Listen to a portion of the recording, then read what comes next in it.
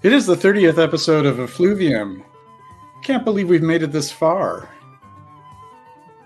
The time is now 7:01 p.m. Eastern Standard Time, April 11th, 2023. Our special guest panelist for this episode is Gabe Oppenheim, author of the book, The Ghost Perfumer. If there's anybody out there tuned in who isn't aware of this book, please let me know. It caught much traction last year, uncovering some of the more scandalous stories behind the Creed brand, and brought some much-deserved attention to the master perfumer Pierre Boulon, who was the mastermind behind many of the Creed fragrances. So I am thrilled to have him join us. He is going to be sharing with us some newer developments and maybe even some hot goss, or he'll just join us for some organically developed conversation as well. He'll also be sharing some of his current fragrances in rotation, or fragrances that have been relevant to him in recent days, weeks, and months. Our regular panelist tonight will be Rachel.k.ng. She will be joining us very shortly. And then a little bit later in the evening, we will be also joined by Dave Calley's Groom Room, another one of our regular panelists as part of our team. He'll be jumping in a little bit later. So there will be 4 total at one point in the stream. And of course, I'm going to be starting with the 3 impressions. This is going to be actually part 2 of the Acro Discovery set.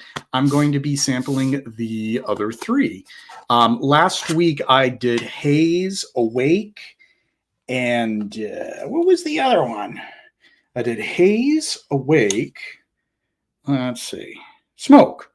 Haze, Awake, and Smoke. Those are the ones I did last week. And this week I'll be doing the 3 others, which are Dark. Digging these out of this styrofoam cushion. Malt.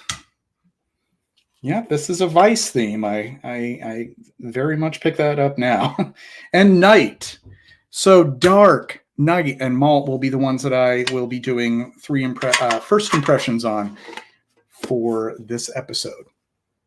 So we'll get things started, and then pretty soon we're going to bring in our panelists. I'm going to take a look at the chat here and see what's going on. Hey there, Philippe. Scent of the day was Le Régent from Oritza Legrand. And hi there, Dusan. Hello there, Brian. And out of these 3, would somebody recommend which one that I should try first? Should it be Malt, Night, or Dark? Can anybody recommend an order? In the meantime, I just wanted to remind you that it would be very helpful for those of you who are loyal supporters of the channel to buy me a coffee, or 2 or 3 or 4 or 5. Your support will continue to help grow this channel and will help me to provide more rich content than what I already provide. And there will be new additions to make this a little bit more high tech. So far, we now have an upgrade on StreamYard, and I am working on getting a new camera, which is on the way. You'll be seeing that very shortly, and a microphone, and some other things. But most of all, it just shows that you're supporting what we do here by bringing to you every week this salon of intelligent and thoughtful and creative minds to discuss the world of scent and fragrance. So once again, that's Buy Me a Coffee at www.buymeacoffee.com/Joseph Kolb P. If you would prefer, you can also send a super chat or a super sticker, which is also available on my newly monetized channel. So you may do that as well. And your support is really appreciated. I can't thank you enough for everybody who already has supported me in the past 6 months, over 6 months. It's been 7 months since we started Effluvium on YouTube. It does not go unnoticed, and it's much appreciated. So what I'm going to do now is get started with the 3 acros And Philippe has suggested night for last. So I will take his word for it and leave that one as the last of the three that I'll be sampling. The first one I will do then, maybe I'll put night with dark. Let's see. We'll do night last, dark second to last, and I'll start off with malt, which I imagine has something to do with libations that we end up getting hooked on, I suppose, because that's the running theme with Acro. All right.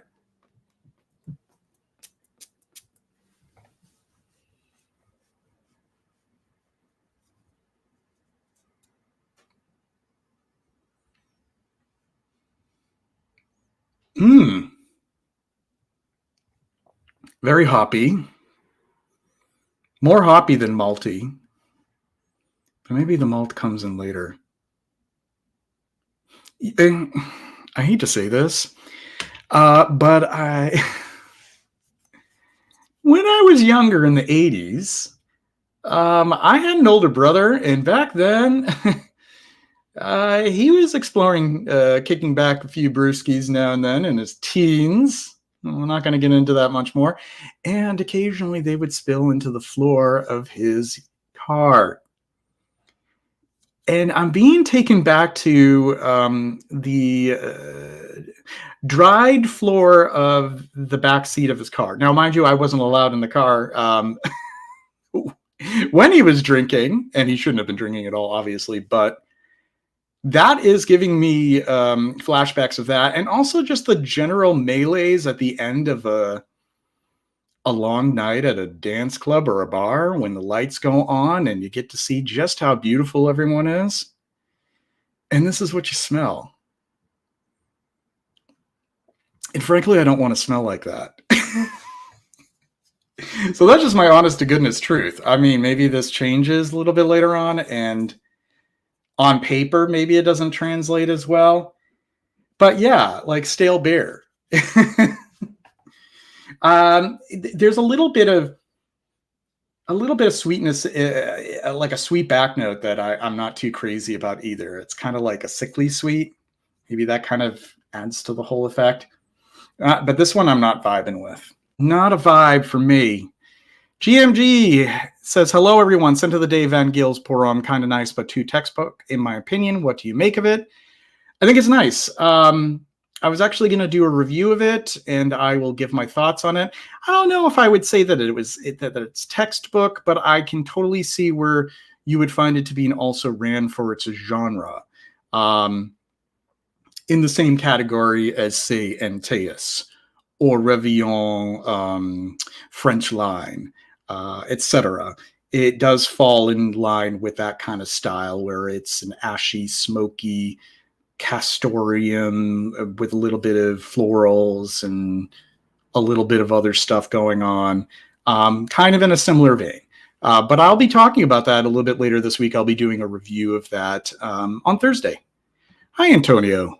Great to see you. Scent of the day, Vert Fougère by Floris. I heard that one is actually a pretty smoky, smoldering kind of fougère from what I read in the reviews, and I haven't had yet a chance to actually sample that one.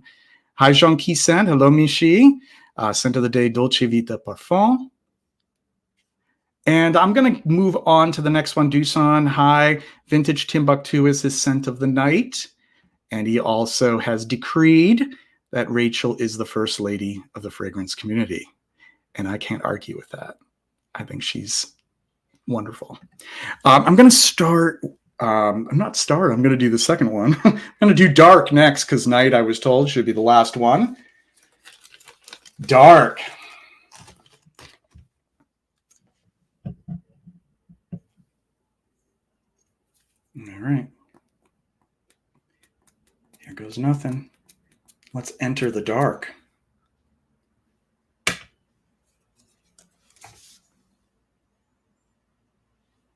Oh, goodness. Tootsie Roll. Tootsie Roll. Tootsie Roll. It smells like a Tootsie Roll. It smells like a Tootsie Roll. And that's all I'm going to say. because that's all I can pick up. It smells like a fucking Tootsie Roll.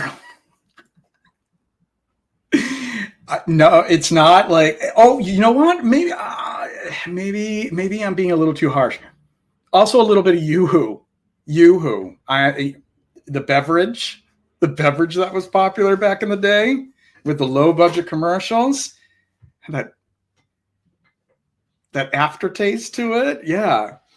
Tootsie Roll, Yoo-Hoo. And this, my friends, is why I don't seek out chocolate forward fragrances. They just very seldom to me hit the mark. I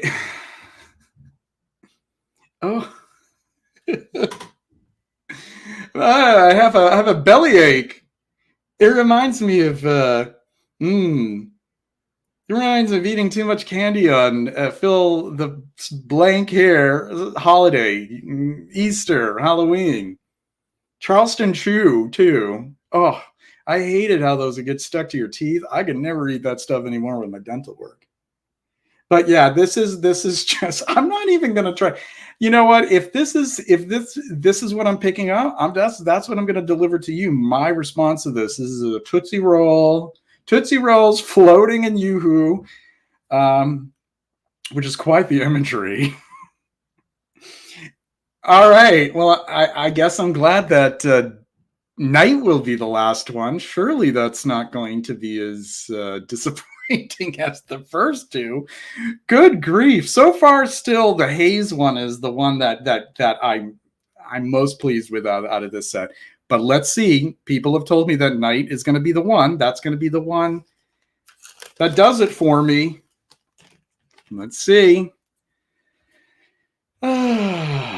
Oh, that last one, man. That's not dark chocolate. Are they referring to dark chocolate?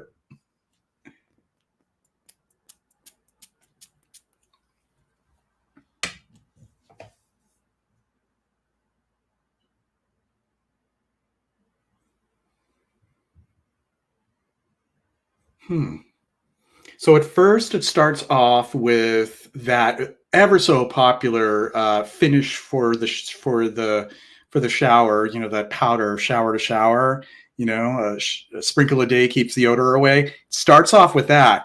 However, this is sort of a reverse of that.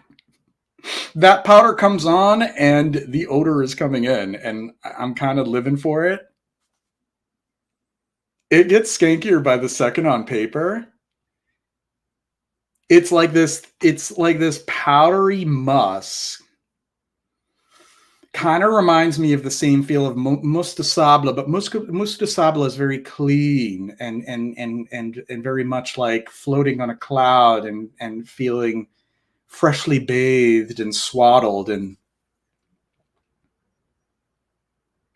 this has got a bit of skank coming through. Like, this is somebody who did a half-ass shower and they were just in a rush before committing amorous congress. It's got the funk. There's there's your usual stuff. You got cumin. There's like a very cuminic kind of thing going on. Maybe some of that pearlescence that our guest Super Daycup referred to a couple of weeks ago. Maybe a little bit of that, the groin area in between the legs and above the perineal region kind of thing. Maybe there's a little bit of that. Yeah. I get a kick out of this. I don't know what I really think of it yet, but this will easily be second place to haze. And I want to smell it later. And I also definitely want to wear it on my skin. The other two are not going anywhere near my friggin' skin. I don't want to wear something that reminded me of stale bear. And I don't want something that reminds me of Tootsie Rolls floating in Yoo-Hoo. I do somehow want to wear something that smells like freshly powdered dirty drawers, though. Go figure. What does that say about me? I don't know. I just gave some fodder to some subreddits, but hey, you're welcome. Okay, let's get back to the chat a little bit, and then we're going to bring in our panelists. Basic Morlaco, my good friend, I'm glad that you're here tuned in. Heinrich, hola, good to see you. Douglas W. says that Mousse Illuminé reminds me of a Tootsie Roll. Truth be told, and I'm sure I will be reproached for this, but I've never sampled anything from who I believe to be is Manuel Cross. Is that the name of the perfumer? I've never sampled anything. Isn't that a shame? And your scent of the evening, florist number 007. Ryan recommended that I try that one out. And you were also asking what to transition to for the evening, perhaps the Sport de Paco Rabanne that just arrived. Well, congratulations. That's a lovely number. Eau de Crotch. Yes. I have a few that fall into the Eau de Crotch category. It is a whole subcategory of fragrance. A bit of skank. Maybe, I don't want that to mingle with those other two dreadful ones. Oh no, that's the dark one. Hold on. That's okay, I'll put that over there. All right. I'm quarantining that from the other two. I don't want it to mingle with the others. Shout out to the Taint. Yeah, that's right. Go ahead. Good to see you, Pat. Just sprayed some Acro Smoke Decant in your honor. They should have called it Acro Barbecue. I actually was kind of appreciating it much further into the dry down on paper, but I still don't think it's one of those instances. There's going to be some fragrances where it's worth it to get to the dry down. I have some of those where, the top notes are maybe a little bit overwhelming, a little scary, but give it a little time. This too shall pass, and we will get ourselves to a really spectacular dry down. That, though, I don't want to wait. But I like the dry down. I hate how they overdose Cade and Birch in the modern niche. Me too. They were never meant to be overdosed. I think in classical perfumery, they knew that they were supposed to be in traces. It's just like the whole civet thing, okay? It's very difficult to dose civet beyond what is traditionally dosed in perfume without it losing its magic and overpowering and being borderline offensive. And that is not only the natural civet, but any of the civet accords that have a combination of natural and synthetic. It was not meant to be in the foreground. And maybe that's a controversial opinion, and people are going to send me hate mail, but that's just what I think. And this sort of fetish, no pun intended, this fetish towards animalic notes where they're overdone, you lose some of the balance.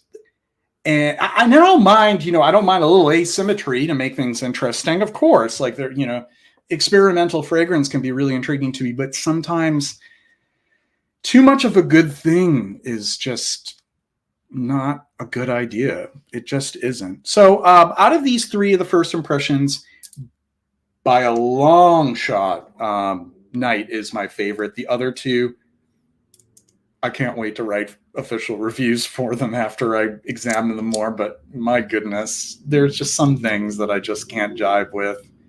I can't do that kind of stuff. I don't want to literally smell like beer. I don't want to literally smell like cheap chocolate. All right, we're going to put those aside. We're going to bring in Rachel. Hey.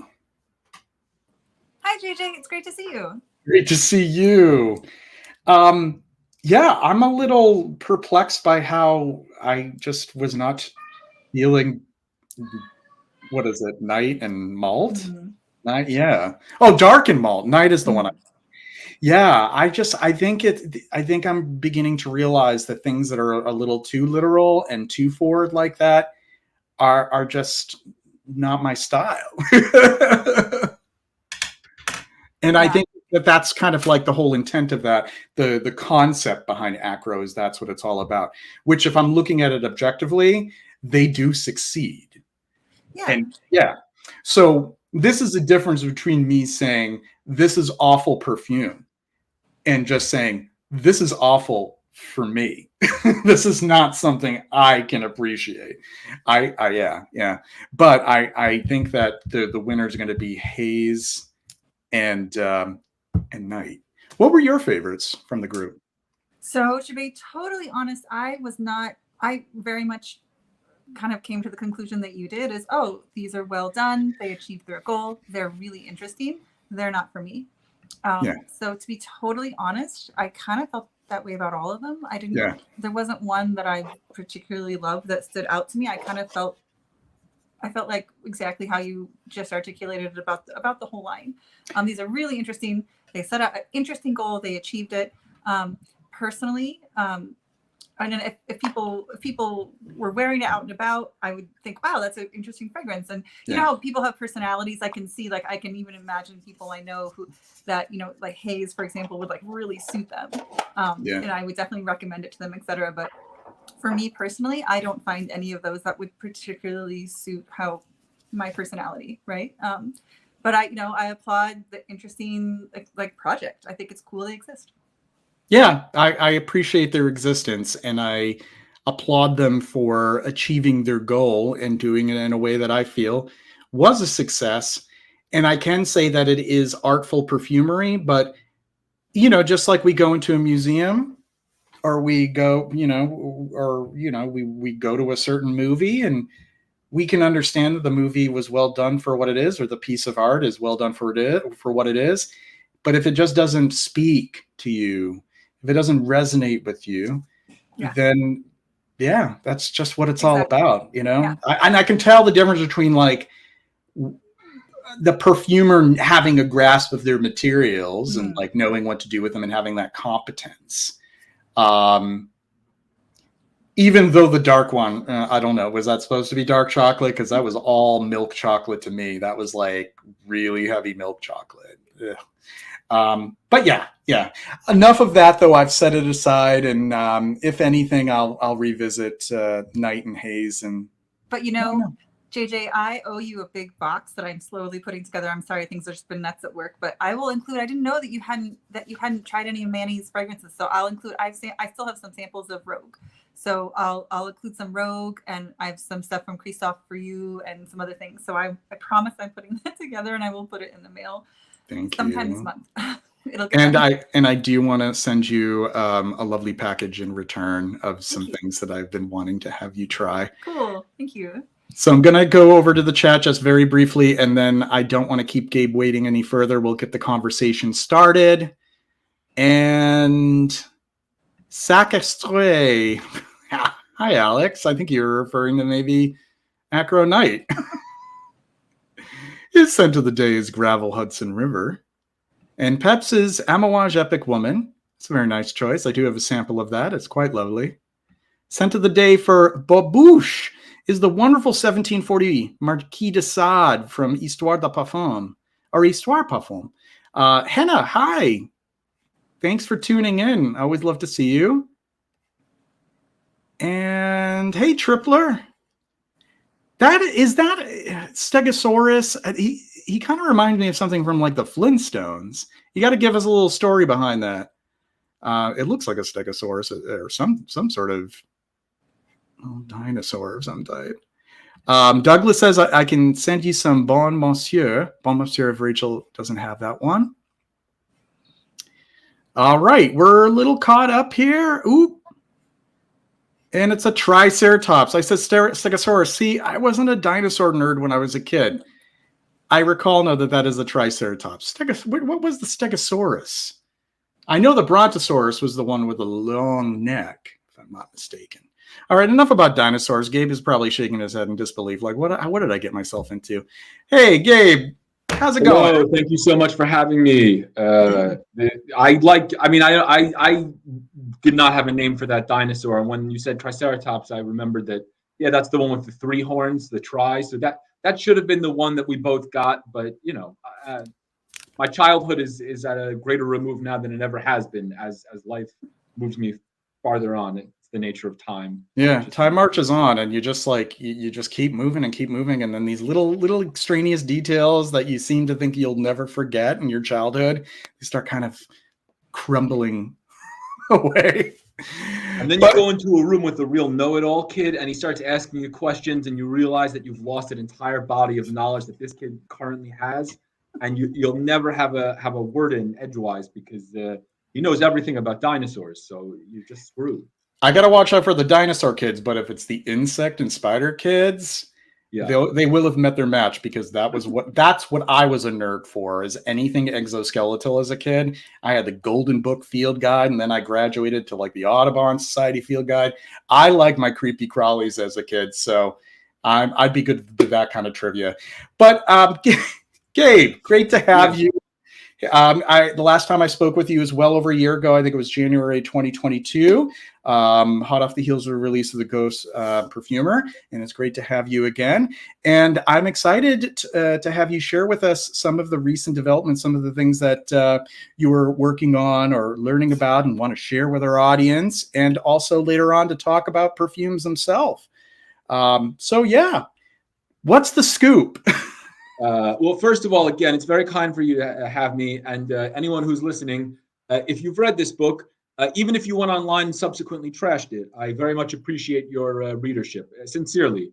I don't think people think I'm sincere, and I think it's my voice, and it might be just a sarcastic affect that I cannot lose, but I truly appreciate the opportunity such as this to meet the people, and even if the people meet me and think, I wish we hadn't, again, appreciative that they've taken the time. So what's up? Well, since this book came out, a lot of things have happened. So I'm just going to go to the very most recent thing that caught my attention, which I presume caught other people's attention, which was this massive raid by EU or European Commission, which is sort of the executive office of the EU, EU officials of Givaudan and Firmenich and Symrise and IFF as part of a wider antitrust investigation looking into collusive practices involving the pricing of perfumes, the banning of competitors selling to certain clients, the restriction of certain fragrances. I thought that's a rather massive sort of investigation, and I really wanted to talk about that on here. And we were supposed to do this a few weeks ago because you had kindly invited me, and I had no material at the time to add whatsoever. I have slightly more material to add now because I've spoken to a few people, and I went back in my head and also went into some of my own archives, because most of the research I did for the Ghost Perfumer, because I think this is just the nature of the journalistic beast, never wound up in the book. So I went back and looked in my own stuff and just said, like, okay, people talking to each other from these various companies, back channel communication. Did I record any of this? Did anyone ever mention that to me? And I found an example. I remembered someone had talked about that in an interesting way. So that's sort of the interesting stuff I've been looking into. I can't say I really have anything huge to break, because if so, I would have told you, JJ, make sure everybody knows I'm going to break tremendous news. But I got some stuff, so we'll see. Well, it's good that you have some stuff, or else we'll be out of a conversation. But I think it would probably be helpful for some of the audience who may have just a peripheral awareness of what's going on to maybe, if you've been reading up on this and in the loop with it, to kind of break it down for folks to try to understand what exactly is going on. Could you do that? Yeah, I can try, so this is an ongoing investigation. And just to be very clear, no one has been found guilty of anything, but there were these dawn raids. There were these early morning raids on offices in England and Switzerland, and I think the Justice Department in the U.S. is part of this, but I think offices in New York too. And anytime you have such a huge coordinated raid between EU, Swiss officials and the U.S. And UK officials too, rather, you would think it's a big thing. So, all right, so here's what happened. What happened was there was a raid, and the sort of backstory is, I'll go back 24 years. Basically, there's some precedent. About 24 years ago or so, give or take, there was an investigation into collusion in the vitamin industry. And if that seems totally unrelated to fragrances, I would have you go back in time and remember that fragrance companies haven't always been present just in the fragrance sphere. And so at the time, in the 90s, there were a lot of joinings and then subsequent unjoinings of pharmaceutical companies and fragrance making companies. Well, for one, Sanofi had the license to make Yves Saint Laurent fragrances for a time, but separate from all of that, Givaudan, which is besides Firmenich and Symrise and IFF, one of these sort of big four companies that makes fragrance, and not just for fine fragrance, but for personal care products, from everything from fabric softener to shampoo. Anyway, Givaudan at the time was a division of Hoffmann La Roche, and Hoffmann La Roche, in a different part of Givaudan than like fine fragrance or personal care fragrance, functional fragrance, toilet cleaners, so Hoffmann La Roche, which owned Givaudan, had a vitamin business. And as it turned out, just to sort of skip to the end of that particular story, they had actually, with other people in the vitamin industry, colluded to keep the price of certain, I think, B vitamins at a particular level. And just as that investigation was coming to its conclusive head, Givaudan basically made a corporate decision. They were going to kind of pawn off all of the responsibility. Sorry, not Givaudan, Hoffmann La Roche. They're going to pawn all the responsibility off on a guy who had just become the head of Givaudan, including the fine fragrance business. And so basically the CEO of Givaudan, which included Five Fragrance from its historical antecedent Rohr and other things, wound up going to prison in the United States. He was sort of a fall man for a vitamin collusive conspiracy. That's 20-something years ago. So now investigators are kind of looking at the same thing, but instead they're looking at whether ingredients for fragrances, not for vitamins, have been sort of hitched to certain prices in illegal ways. And because there's some precedence for this, when I talk to my sources, there are some who said, well, we are so competitive with each other, that can't be true. And then there's others who said, well, I was in the industry back when we got busted on the vitamins thing. We might have been a fall guy for the vitamins thing, but these are Swiss companies that do things very secretively. Firmenich and Givaudan are Swiss, although they're all multinational. And so some people say this, there might be something to this. So that's the background. And then I can tell you what I've sort of found out since. I don't know if that's great background. If I could, if you don't mind, if I could ask. Not in the least. Gabe, so first of all, everyone needs to read Gabe's book. It's brilliant. And if I may, in just a passing compliment, say your writing style, I'm so impressed with it. It's so amazing. It's so graceful and agile and tender sometimes. And it's just a beautiful book. I think everyone who's interested in fragrance has to at least read chapter 2. Chapter 2 is kind of the way the industry works, from soup to nuts, I think you call it. So I'm wondering if, to provide maybe a little more context, if you might briefly, Gabe, describe kind of how the oil houses work, like you did in that chapter. So if you don't mind, just briefly, just in case people don't know, maybe give a little broader context to see, how the industry functions on a systematic scale, like the oil houses versus, and with the list that they keep, or who can try for a fragrance, and so just how closed it is, and just how much relationships matter. And you can really tell from reading the book. I don't know if you would mind going over that quickly, because I think that context is important too, if people haven't read the book. Yeah, of course. First of all, thank you for the very, very kind words, and they're very kind. There is this weird sort of closed loop, which, just to be clear, the nature of the loop is such that it's bizarre, but I'm not implying that there's something necessarily nefarious or criminal, but it is bizarre. So you have companies that either own brands. So an easy sort of an easy sort of cosmetics example here is Estee Lauder. For a very long time right now, I guess it's been, I don't know how many years since they bought Le Labo, 7, 6. So Estee Lauder owns Le Labo. That's a brand they own. Obviously, Estee Lauder owns Erin because that's named after Erin Lauder. And for a long time, they had the license to Tom Ford. Now they've bought Tom Ford. But basically, a company that's in the cosmetics business that either has a license to a brand. L'Oreal has a license to Armani fragrances and Yves Saint Laurent fragrances, and that's L'Oreal. And there's also Puig, which has Carolina Herrera and Paco Rabanne and other licenses. So a company that has the license to make a perfume in someone else's name will then send out briefs to oil houses, and then the perfumers at those oil houses will then compete to create the scent that gets made. The thing is, though, not every oil house in the world is briefed. Only oil houses on what are called core lists, and there's usually only a handful of those. So the Estee Lauder core list for any given brand will be like any of these oil houses, a few of these oil houses.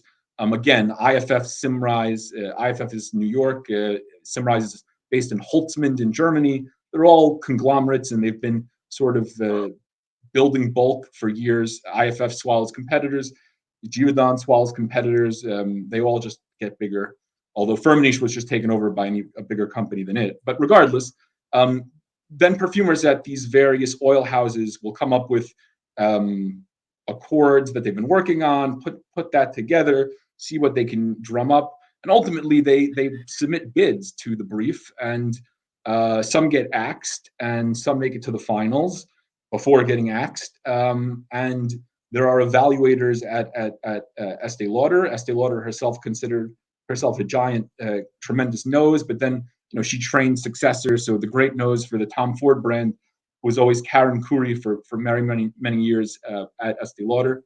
And so there's this weird closed loop. What's interesting is you would think maybe that the companies that have core lists, so for instance, for a long time, the core list, if you wanted to make an Axe fragrance, included IFF. IFF in like the 90s, I think it was the 90s, did these huge Axe fragrances. But they got, when I was working on my book in 2020 or so, like a vice president at IFF, just told me how bad he wanted to be back on the core list for Axe. It was a huge loss for them. So these companies sort of jockey for position, and every 3 or 4 years, they maybe get onto a core list that they were off. And I always thought that seemed sort of slightly extortionate and maybe illegal to have like an industry where companies have to sort of promise rebates to even get the chance to have their perfumers submit briefs so that they could possibly win a fragrance. But this is actually looking at the other side. This is saying, well, maybe the oil houses have been preventing each other from giving the best deals to these other clients. Now, the clients aren't specified here. And because the clients aren't specified, we really don't know if we're talking about sort of fine fragrance or functional fragrance. But from my most basic sort of understanding of what's going on, I think this has a lot to do with personal care and a little bit less with fine fragrance. But it's weird. So when I was working on this book, well, actually, let me stop here. Rachel, I'm so sorry.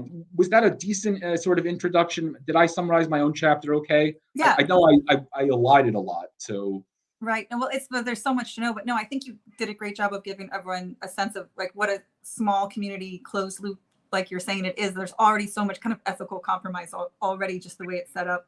But yeah, let's add your new news. I think that would be.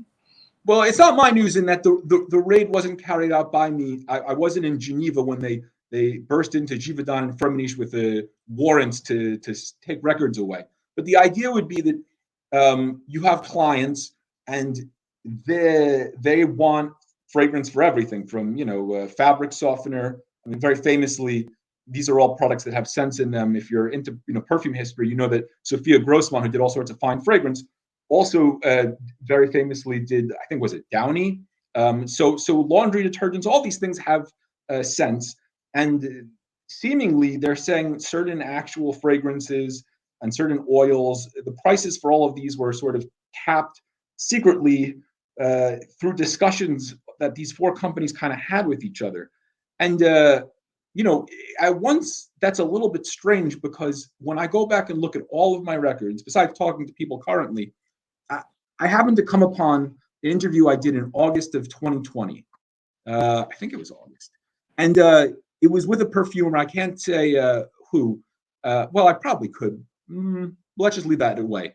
Anyway, the perfumer wasn't involved in the win, but she was telling me how Givaudan had just won a huge brief, and it was to do like 250 tons. I hope that wasn't an exaggeration because that's the number she quoted. That sounds 250 tons like hyperbole, but maybe actually it was 250 tons. You got to remember, I'm going back to look at records like 2.5 years after the fact. But I was looking at this, and she was celebrating when I was talking to her this win for a fabric softener in Latin America called Suavitel, which at the time I hadn't heard of. And it was a huge win over competitors, meaning they had all sort of submitted briefs to be the fabric softener of choice, the scent of choice for this fabric softener that's very big in Latin America. And just to sort of make this clear, the way that the fragrance formulas work, whether it's for fine fragrance or functional, the more oil that's ordered, the more it's good, the more that, Givaudan or Firmenich benefit. So in a way, an IFF or a Givaudan or a Firmenich or a Symrise, they're throwing out very fancy formulas by perfumers as bait, right? The real win isn't that the formula won. Now, it might be an artistic triumph, but the commercial triumph is that if they choose your formula, they are signing a contract to order the oils that are required by your formula, basically in perpetuity or until the next product revision. There are clauses in the contract. So 250 tons of fabric softener of this brand Suavitel. And so that was a huge win. And that was a time where it was very clear to me, based on what this person was saying, that Givaudan had really been in a tough competition. And this was considered a major win. So in a way, it's sort of strange to hear that they would want to compromise and sort of cap prices when they're always jockeying to sort of beat each other.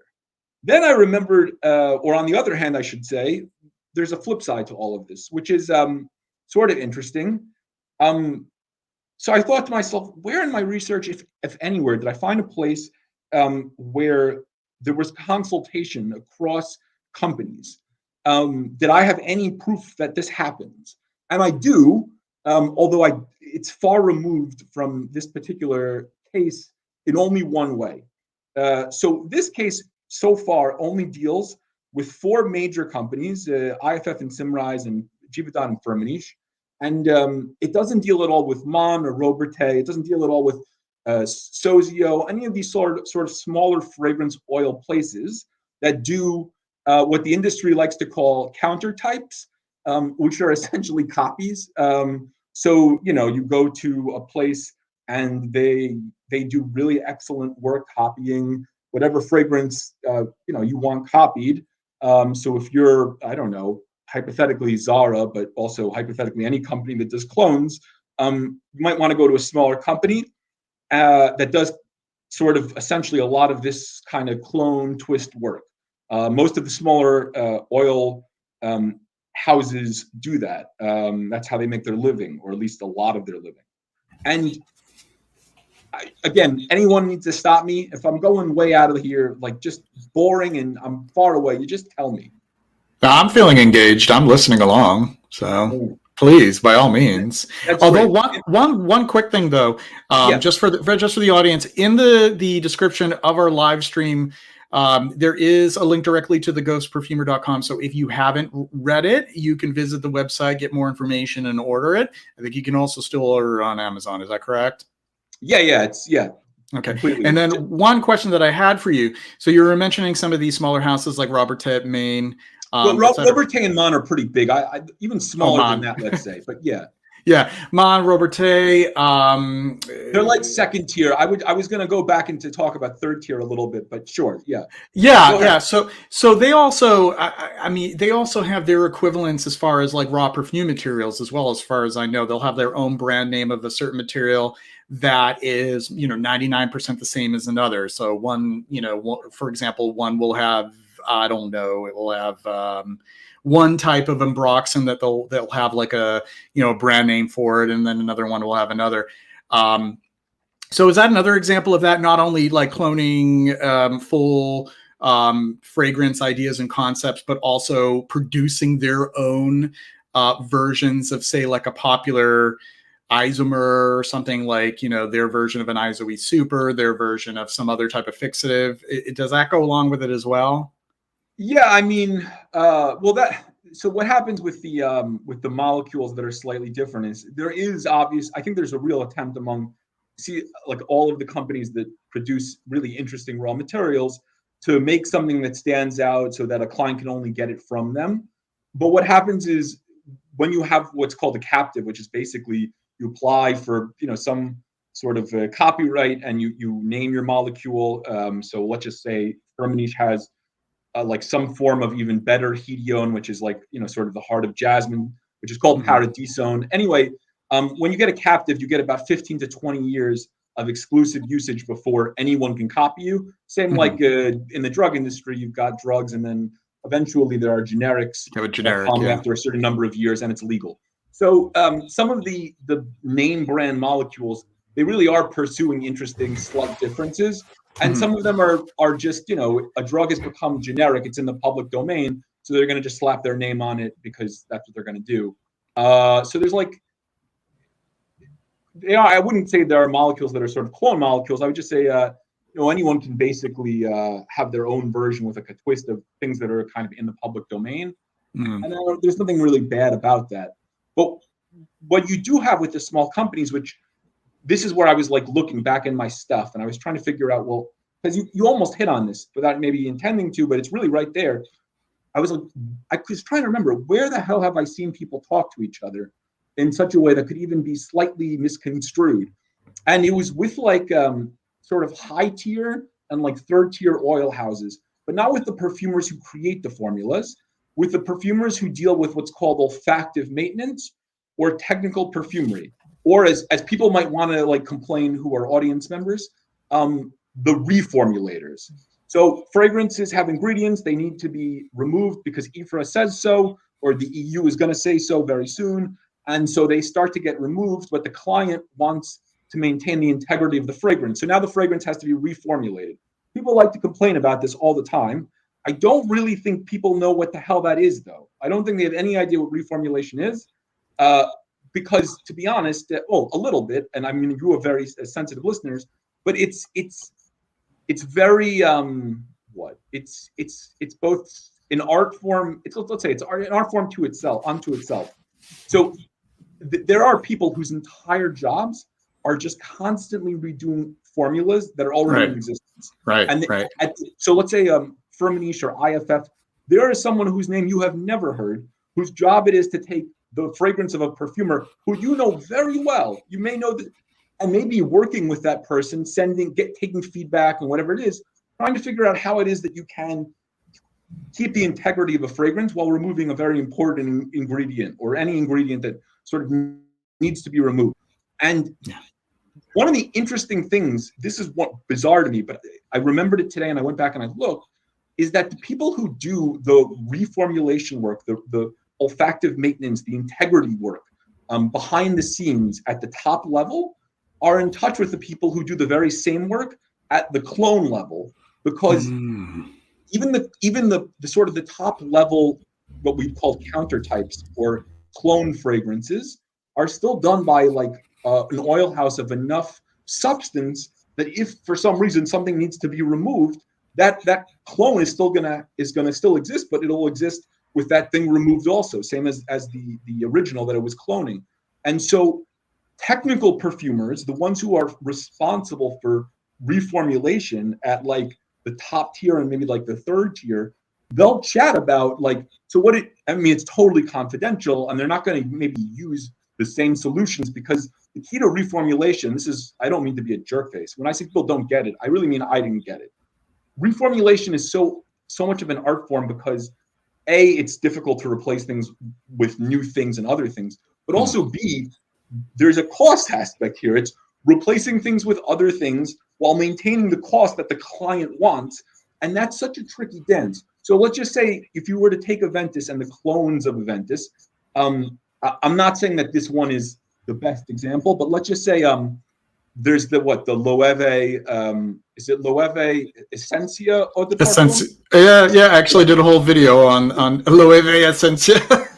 Now, to be fair, I think the Loewe Essentia was done by Firmenich, which is not a clone place. You know, Yeah. it does clones, they all do, but it's a top tier, and it's part of this investigation. But let's just say the Loewe had been done by a smaller, so let's just take a different clone, right? Because I know that Loewe was a Firmenich one. Let's take a different clone, a different Aventus clone. Maybe they both need to be reformulated because Lilial is being phased out or Lyral is being phased out, right?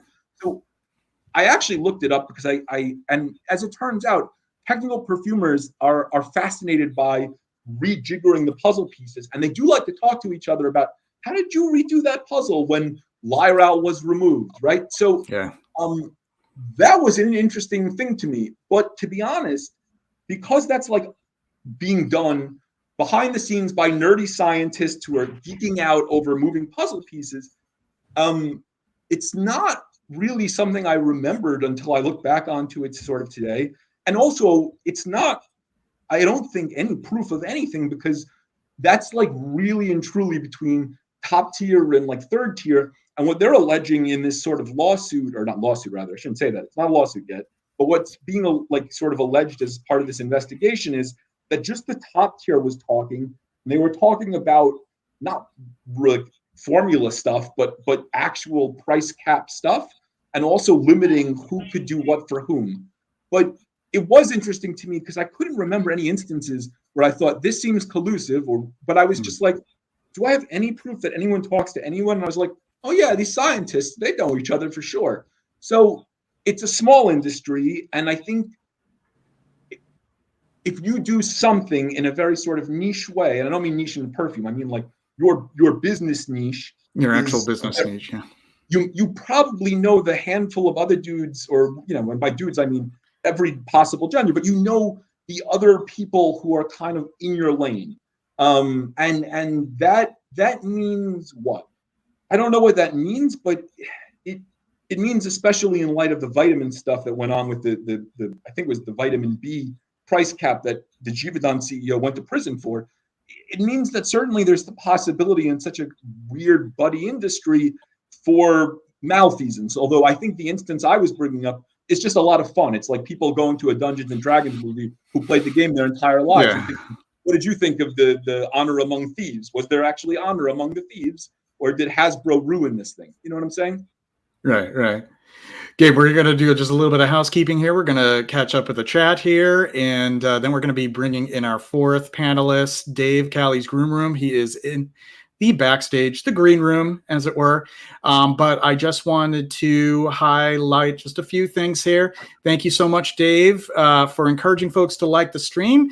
Dusan, we love you. We love that you're here every day, and we love that you like the stream. There are many more who haven't, so we're just encouraging people to like the stream. It does help the channel. It does help the content.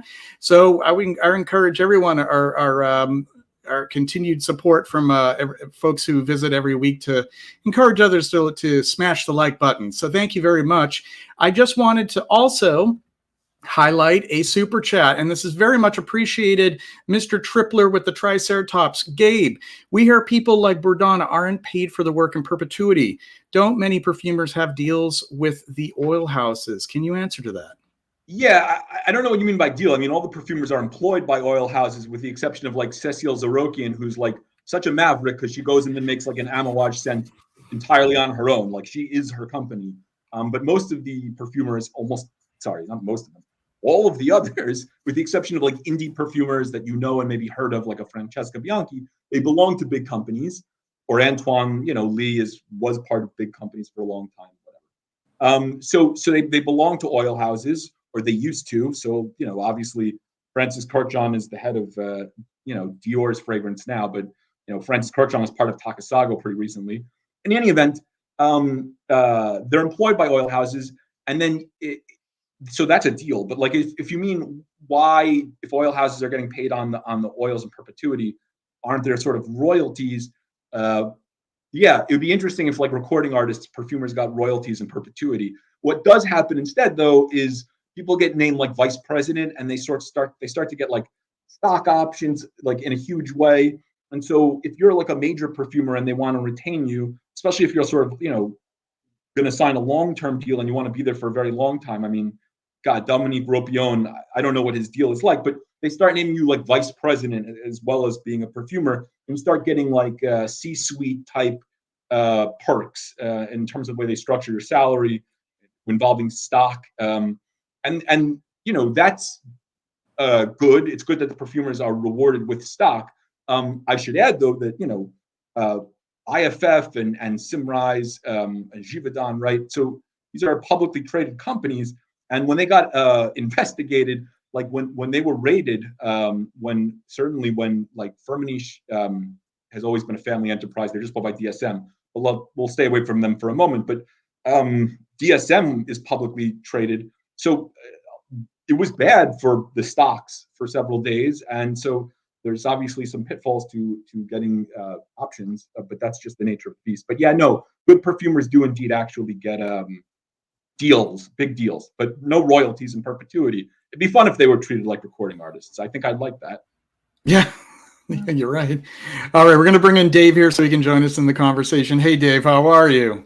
Hello, everybody. JJ, thanks for having me. Rachel, it's always a pleasure. Gabe, Yes. nice to meet you. And Nice to meet you. And thank you so much, Dave, as always, as a moderator and a steward for Effluvium, to encourage people to hit the like button. If any of you haven't, hit that like button. I don't know what the exact count is right now, but I would love to see it at about 48 because we have 48 viewers currently, which is marvelous. Gabe,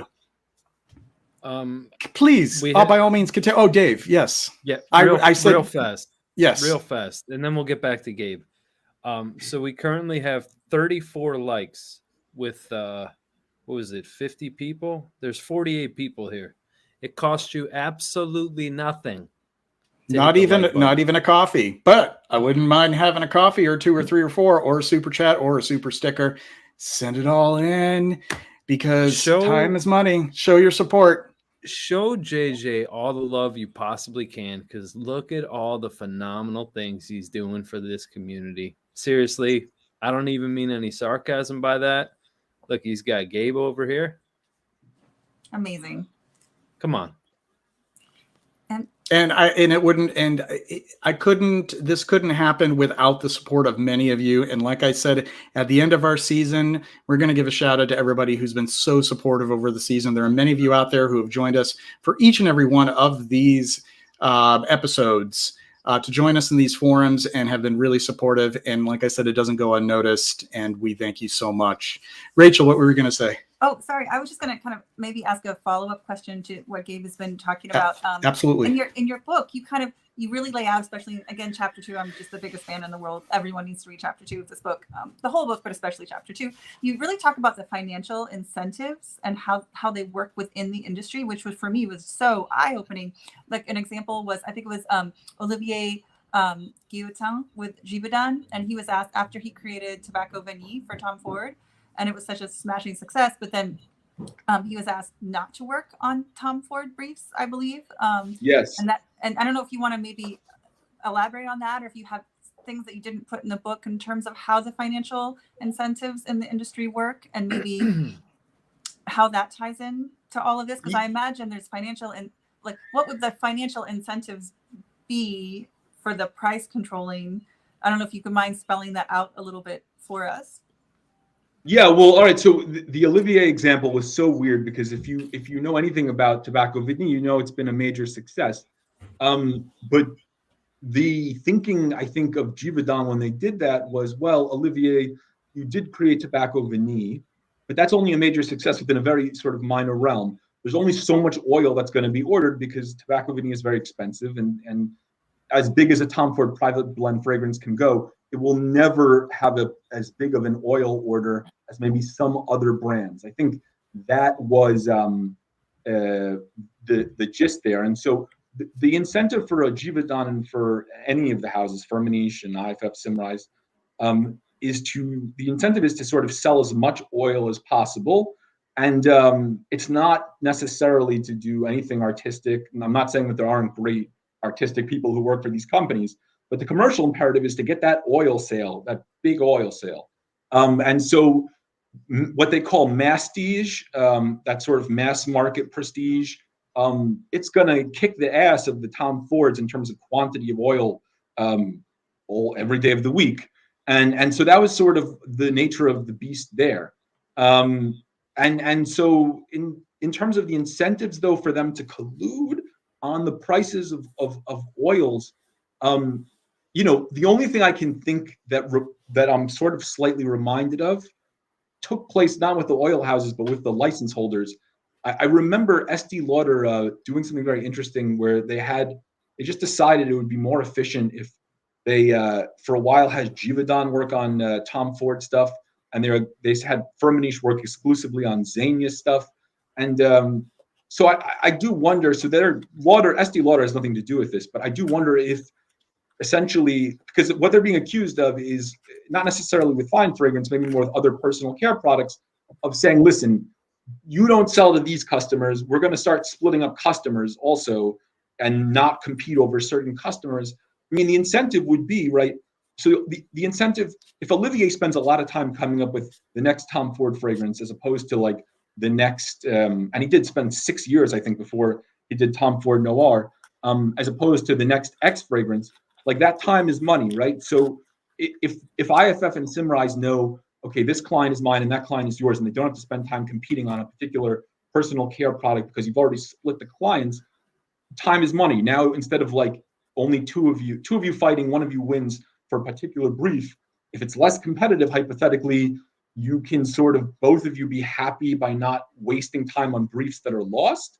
I would suppose that would be the sort of collusive part that might make sense, but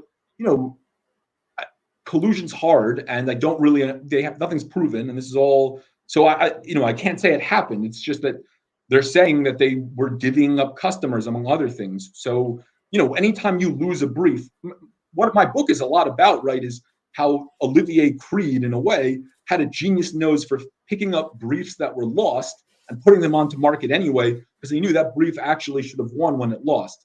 And that only happens in a weird case where you have a guy like Creed who wants to pretend he's a perfumer. But in other instances, when you lose a brief, and this happens every day, I don't remember who it was. A lot of people gave me different percentages.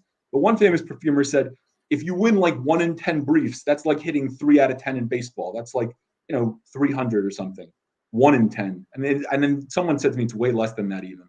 So, I mean, imagine 9 of 10 briefs, you've competed, you've created something, and it doesn't get to market at all. Your company spent a lot of time and effort because you've spent a lot of time and effort when you could have been doing something that will 100% be guaranteed to get to market. So yeah, the incentive, I suppose, would be you're not losing time to just working on stuff that you're going to never actually display to consumers at all. Hypothetically. No, thank you. That really clarifies things for me. Actually, that makes a lot of sense. And if I might ask, I apologize, one tiny follow-up, and then I'll listen for a while. No, go right ahead. I like questions because I talk for a long time, and I'm pretty sure nobody wants to hear me. So you should just break up my voice. Break it up. No, you should break it up. When I think of some of these professional groups that like WPC, World Perfumery Conference, and other kind of professional groups that these fragrance that are involved in the industry, do you think that plays a role at all? Or yeah, so there is one unnamed fragrance association that is involved and being investigated currently. It was 4 companies and 1 association. It would be so easy to say, I bet it's IFRA, but I honestly cannot tell you what it is. But that association is also being looked into for antitrust. Those lost briefs become YouTuber. That was funny. That was pretty funny.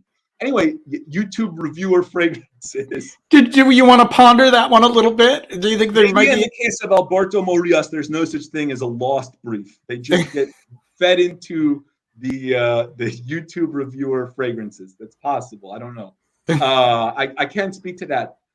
But I will say, though, to your point, JJ, about the acro fragrances, right? Like, this is the danger of giving a single perfumer an entire line, whether it's Olivier Cresp or anyone. If you win all of the briefs, there's going to be some of those fragrances that wouldn't have survived the scrutiny of the briefing process.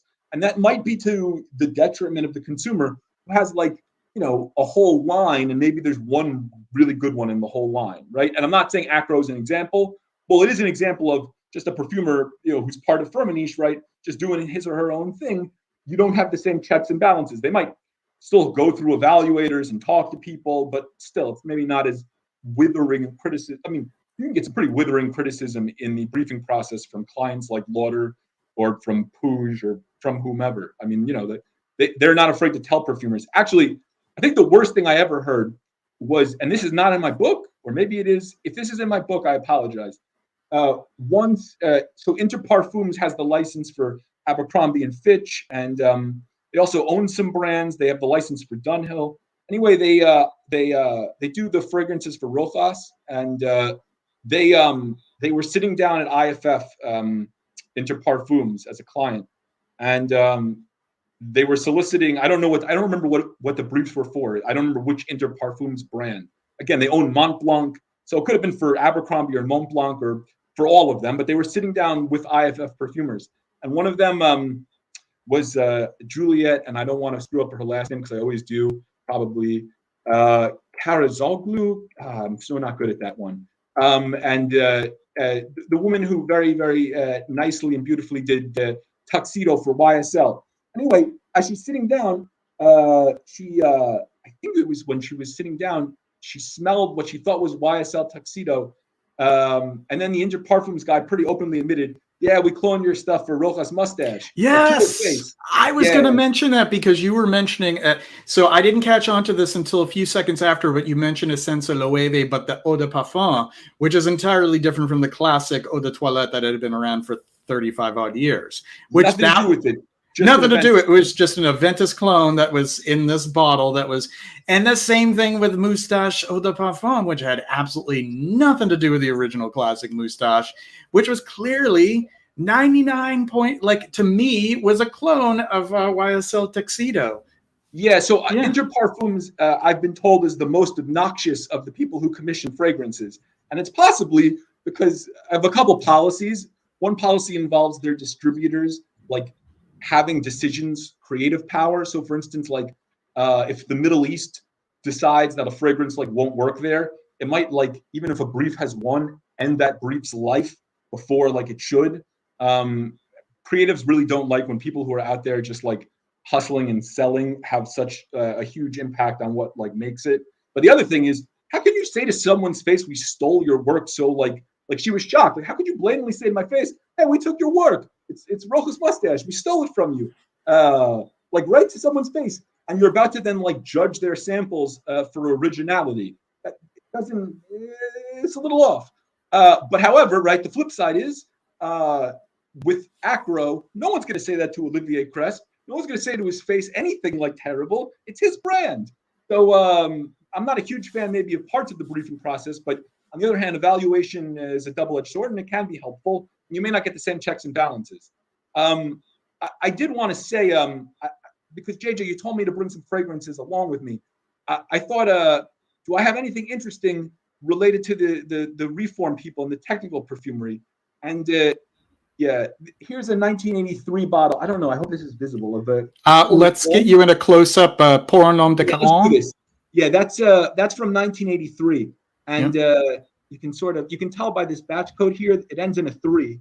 Yeah. And anyway, this is from 83. It's got a sprayer, pretty old sort of atomizer. Anyway, yeah. So this one's an interesting one because it gets talked about across the industry. Pour un homme, nobody says this. This is definitely not in my book. But it used to have very prominent nitro musks. And in 79, 80, 81, when they were pulling the nitro musks, because they're neurotoxic, because you can find them eventually in breast milk, because they settle into your tissues and they never leave. They had amazing longevity, such great longevity. You will have them when you are 88. You'll have the pour un homme just in your arm, and you'll have to deal with that. So anyway, when they're pulling the nitro musks, they need to do something to replace it, and the musks that go in really aren't sufficient because the nitro musks have this long-lasting powderiness. So these technical perfumers, basically, or whoever at the time was working on this, but this is literally technical perfumery. They're like, what the hell is powdery and has a very long-lasting thing? And that's when you start getting more vanilla. It wasn't supposed to be so much vanilla. if you've smelled this and thought, oh, it's a lavender and vanilla fragrance, it's not. The lavender and nitro musk fragrance, and the vanilla is the substitute with some musk. But what's interesting is the technical perfumers, they sort of talk about this as a sort of cautionary tale. And I'm not going to name names, but a very famous perfumer lied about this fragrance.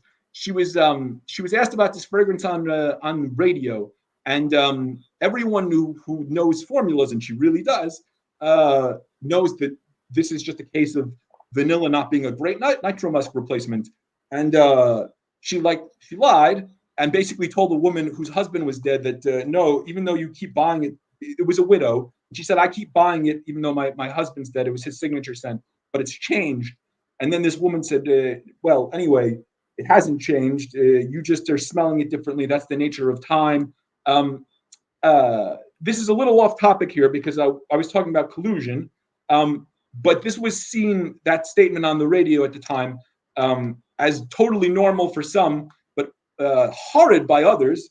Because how could you say that to a widow? It's not true. You're just saying that to protect some other people and also maybe the industry at large.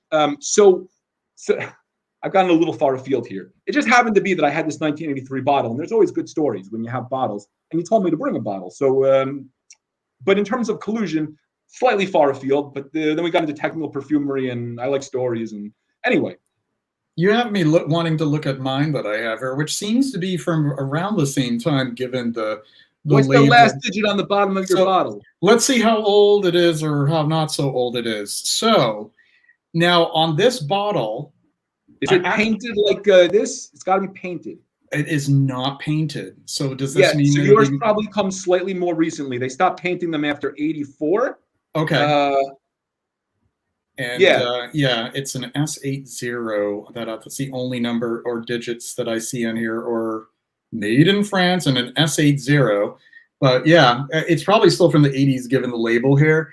But that's the one thing that I notice significantly, though, is there is, it is actually kind of leaking a little bit, or did I press the atomizer? No, mine leaks. It's a plastic atomizer that leaks. It leaks terribly. It's like you ever listen. No one wants to admit this, but never mind. I'm not going to say what I was about to say. Anyway, why not? Why not? No, we're not doing what I was about to say. We're definitely not. But all right. Maybe backstage after the chat. But now this is my scent of the evening. Thank you, Gabe. But I did notice the muskiness that comes from this one that has fallen away in the past 35 odd years. Yes. And that's the one biggest thing that I detect in these older bottles. So it's interesting to get sort of a backstory on this. So yes, but anyway, I do encourage the tangents.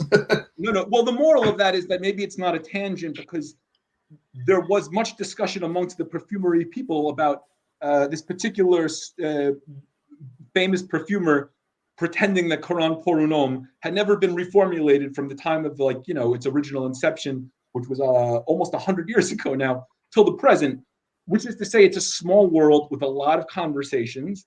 And people, I'm not cynical.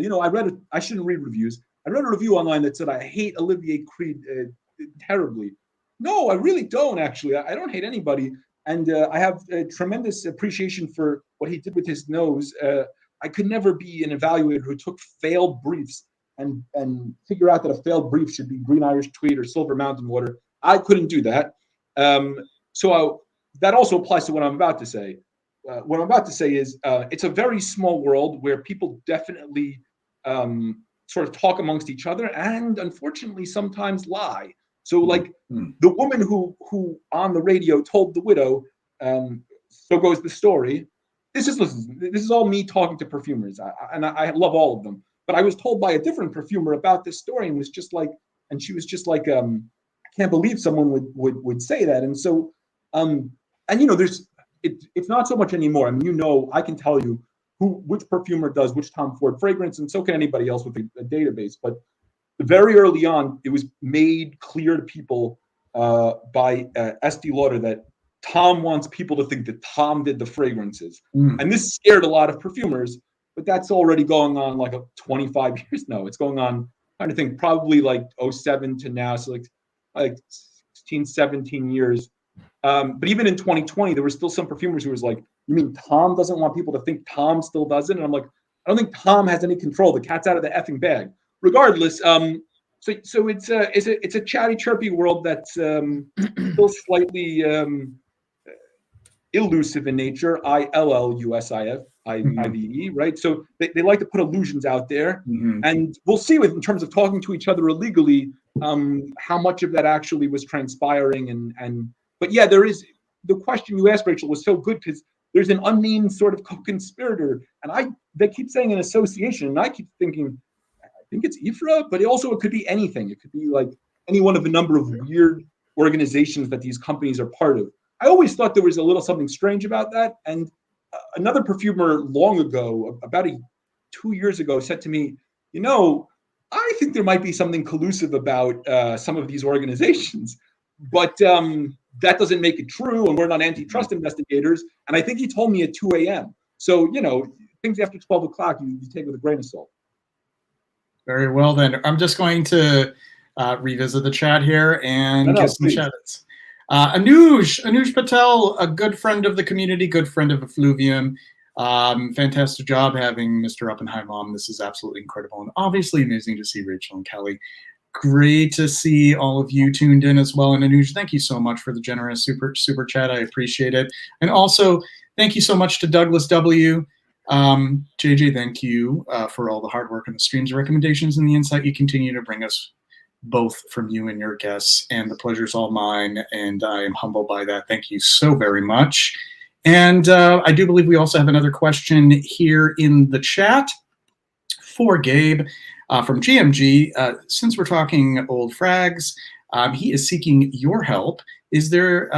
Is Bourdon behind the whole Francesco Smalto line, Porom, Molto Smalto, not just Full Choke, as Fragrantica states in the brand page? Are you aware of who were behind those? So I got to look it up. So there's a Smalto. Okay, so the period of the Smalto Full Choke, which is the glass bottle that looks like a sort of more rectilinear dildo.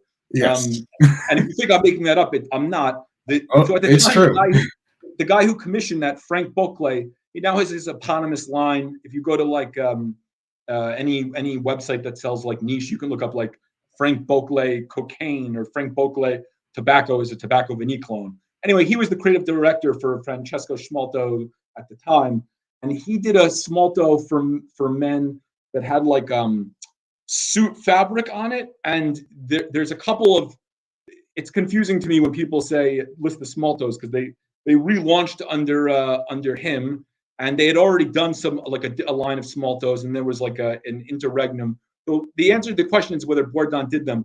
Off the top of my head, first of all, I'd have to know if you mean the ones that were done when Beauclerc was in charge, and second of all, I'd have to go back and look. I don't remember honestly, but I do know that when they did like the juice, I think Beauclerc liked the juice that they got for the Full Choke one. And probably if you found something that says he did the whole one, then he probably did. But I kind of need to go back and look. I don't remember off the top of my head. I do remember, however, though, that Frank Beauclerc was a maniac. Like, who commissioned? And I spoke to him, and I say this is a compliment. Like, who commissions that bottle and that name? But anyway. Truth is much stranger than fiction. I can't believe that something like that existed. How did it even do? It must not have been commercially successful. I mean, most people would shun the idea of buying a bottle that's so unabashedly similar to a dildo. Like it even has the balls. Like it's so nothing else but that. Yeah, I don't know what they expected it to do. I don't think that the Frank Beauclerc period was some tremendous commercial success. Yes, I do not have it, but Rachel does. Oh, there we go. Look at that. I mean, come on, like the shape of it. And what was the story that it was supposed to resemble? I mean, the name, and there was like some other kind of like explanation behind this. No, Frank Beauclerc wanted to make a penis. That's straight up. It's just like, here you go. Here is your penis complete with balls. Okay. Yeah. So okay. Okay, just I'll to take answer- you on that. To answer the question really quick, so I haven't logged into any. I don't want to like crash this live stream. I can log into some databases The and box. confirm the whether or not Bourdon did the rest of the Smaltos. But just to be very clear, I'll tell you what he definitely didn't do. That Smalto that came in a box that looks like marble, and the bottle is sort of like a toilet seat. That's from an earlier era before Frank Beauclerc came in as creative director. The Smalto that has like a piece of suit fabric on the box that's like sort of contemporaneous. Yeah. That was the stuff that was part of the Frank Beauclerc offerings, and they were pretty. They came out very near each other. So it wouldn't surprise me that was also done because one of the things that Smalto was never it was never a big hot license. It was and at the time Pierre was basically just doing stuff for much smaller houses. He was, Fragrance Resources he was with at the time. It was sort of like a small enterprise. So yeah, so the Smalto from '98, it's possible I have to go back and look, but the Smalto for men from 1987, definitely not. I don't think he had anything to do with that at all, because that was a whole different era. He was in a different place, and Frank Beauclerc wasn't doing the penises. So yeah, so first of all, I got to look it up, and second of all, it would never be the marble box. It would be the box that has a piece of suit fabric. I can show that here. This is let me put my. Oh yeah, there you go. Close But I got to look. I don't want to crash this site. I got to go look in the fragrances of the world database. I don't want to give a wrong answer here. Right. This is from 1998, and it does have this. It's kind of like this velveteen kind of cloth box to it. Very peculiar. I don't think I have any other box that's quite like this. It does collect lint and dust. I do have to use one of those little like dust removals on it. It's crazy. Yeah. And then I have the bottle of it here, which is, the bottle itself is very understated. But it's a very nice fragrance from the 90s. It was a little out of step for what was in vogue at the time, but some very delightful stuff. There's a very distinct chamomile note in it that's very nice. But I don't have full choke because I was terrified of the bottle. But rumor has it, and I guess you can, Rachel, affirm this, it's a nice fragrance. Is that correct? Yes, it actually is quite lovely. The fragrance, yeah. It's I haven't smelled it in a while. I can spray it. If you want to know the notes or anything. But, sure. And while you do that, this is kind of humorous. This fell off of my. I don't know where this was in the box, but it's a little sticker with instructions on how to turn on the atomizer. It just sort of fell out of the box. Pretty funny. And it is true. You have to rotate it in order to lock it or unlock it, the atomizer. So that's pretty amusing. But yeah, Rachel, tell us a little bit about the notorious Full Choke. Yeah. So it's spicy, kind of like spicy, woody, like coriander, there's like a gun. Oh, there's like a gun smoke note, like that's really interesting. Yeah, like spicy, woody fragrance, masculine. Yeah. I'll kind of, but definitely like spices right away. Right away, I get like pepper, coriander, spices, and then like a really cool kind of smoky gunmetal note is what I'm getting right now. But wait and see what else. Perhaps I should seek it out if it isn't. I don't know. I've never really thought to seek it out because I was so disturbed by the bottle. There's some florals. There's some florals here for sure. Yeah. Okay. Classic, like rose, jasmine, and kind of classic, just floral. I think Jonathan also concurs that it's a great fragrance. I think he was referring to Full Choke. But yeah, I also find it amusing, Gabe, that you referred to the Port Homme Molto Smalto as having a bottle that's vaguely like the shape of a toilet seat. Well, that's also true. I mean, that's just what I see. Or you could say a horseshoe. It looks like a yeah, I was thinking more horseshoe, but now I can't unthink the toilet seat. So whenever I grab that bottle, it's pretty funny though. I'll get your mind off the toilet very briefly. Okay, thank you. Any aspersions on the work of technical perfumers? You couldn't replace the nitro musks in Coran Pour Un Homme, which is unfortunate. But I brought some goodies that I thought was an excellent reformulation. I'm not really the only one who thinks this. I think most people think this is pretty damn good, which is like Guerlain Darby. This is it from like 20 years ago. And then here you got like the one that was the Paco Colander top bottle type, which is a more recent version. And this cannot legally have what this one has in it, but it's a damn good job sort of bridging those chemical gaps and filling them, sort of making the puzzle work. So no casting aspersions on technical perfumery. I think it's fascinating. And they do a good job very often, more often than I think some people give credit for it. Very nice. And that's one of those that I don't have a bottle in my possession. Lucky you. Rachel, do you have spicy goodness? I do have a sample of both of them, but I don't have a full bottle. It's what a shame. I'm going to be a pariah in the community of vintage enthusiasts that I don't have a full bottle of Darby. But yeah, that's it's historically significant. What was the year that it was discontinued? Do you know what year that was? Well, I bought this on the Champs-Élysées in 2021. So that is the original one. I apologize. Oh yeah, man, that smells good. I don't know that dark. Oh, there we go. Yeah.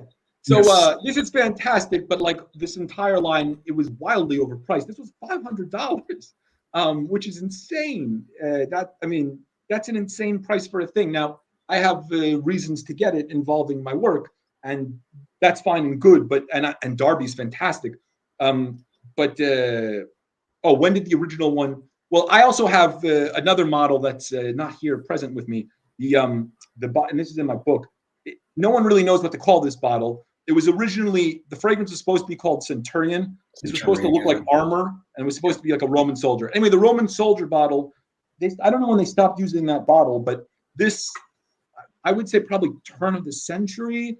And then this was maybe off the market.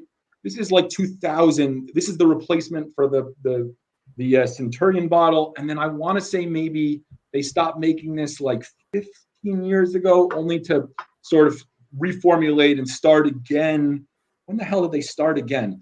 Sometime like a decade ago, I want to say. Something like that. That's about the, but they, like anything else, it needed to go under the knife. And I mean, maybe this isn't so different from the Hollywood knife. You just don't know what's going to happen when, people get plastic surgery, and same for fragrances.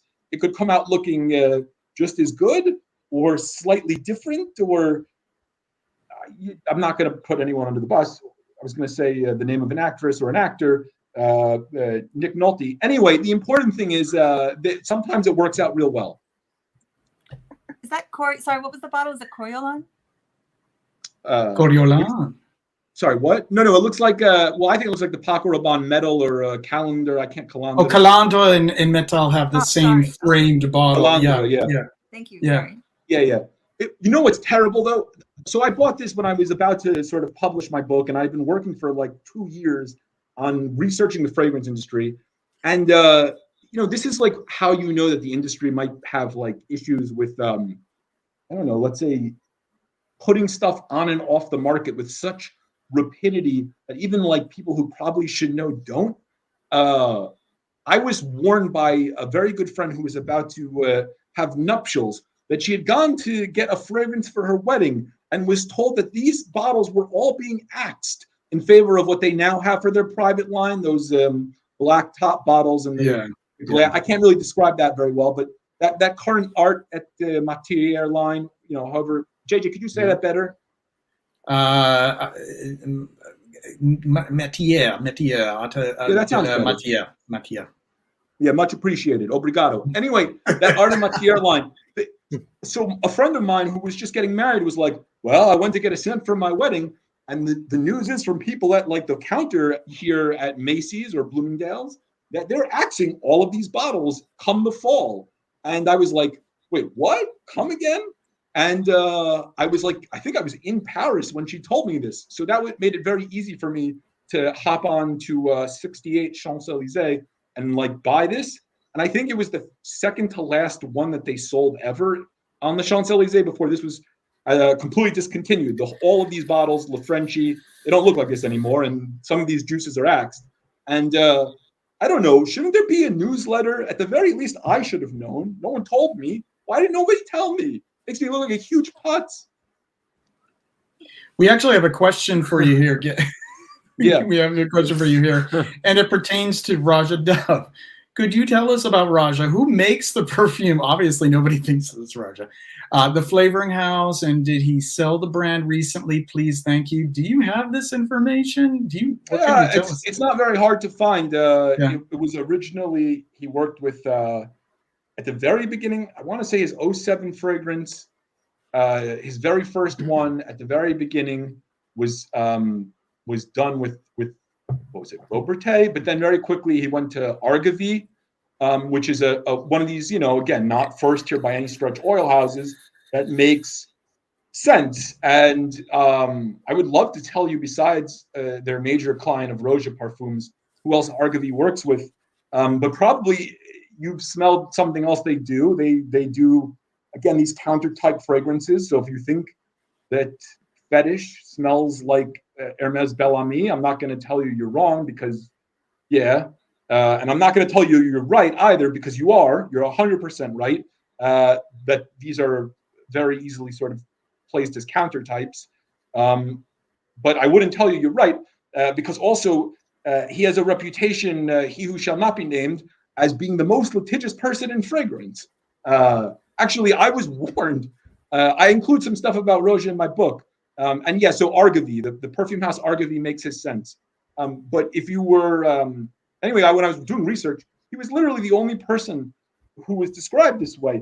I was told, don't touch that man, he will sue you. Now, I had to make sure everything in my book was true, but people should know his company is based in Bristol, which is in England, and they have very different libel and defamation laws and standards and thresholds than we do in America.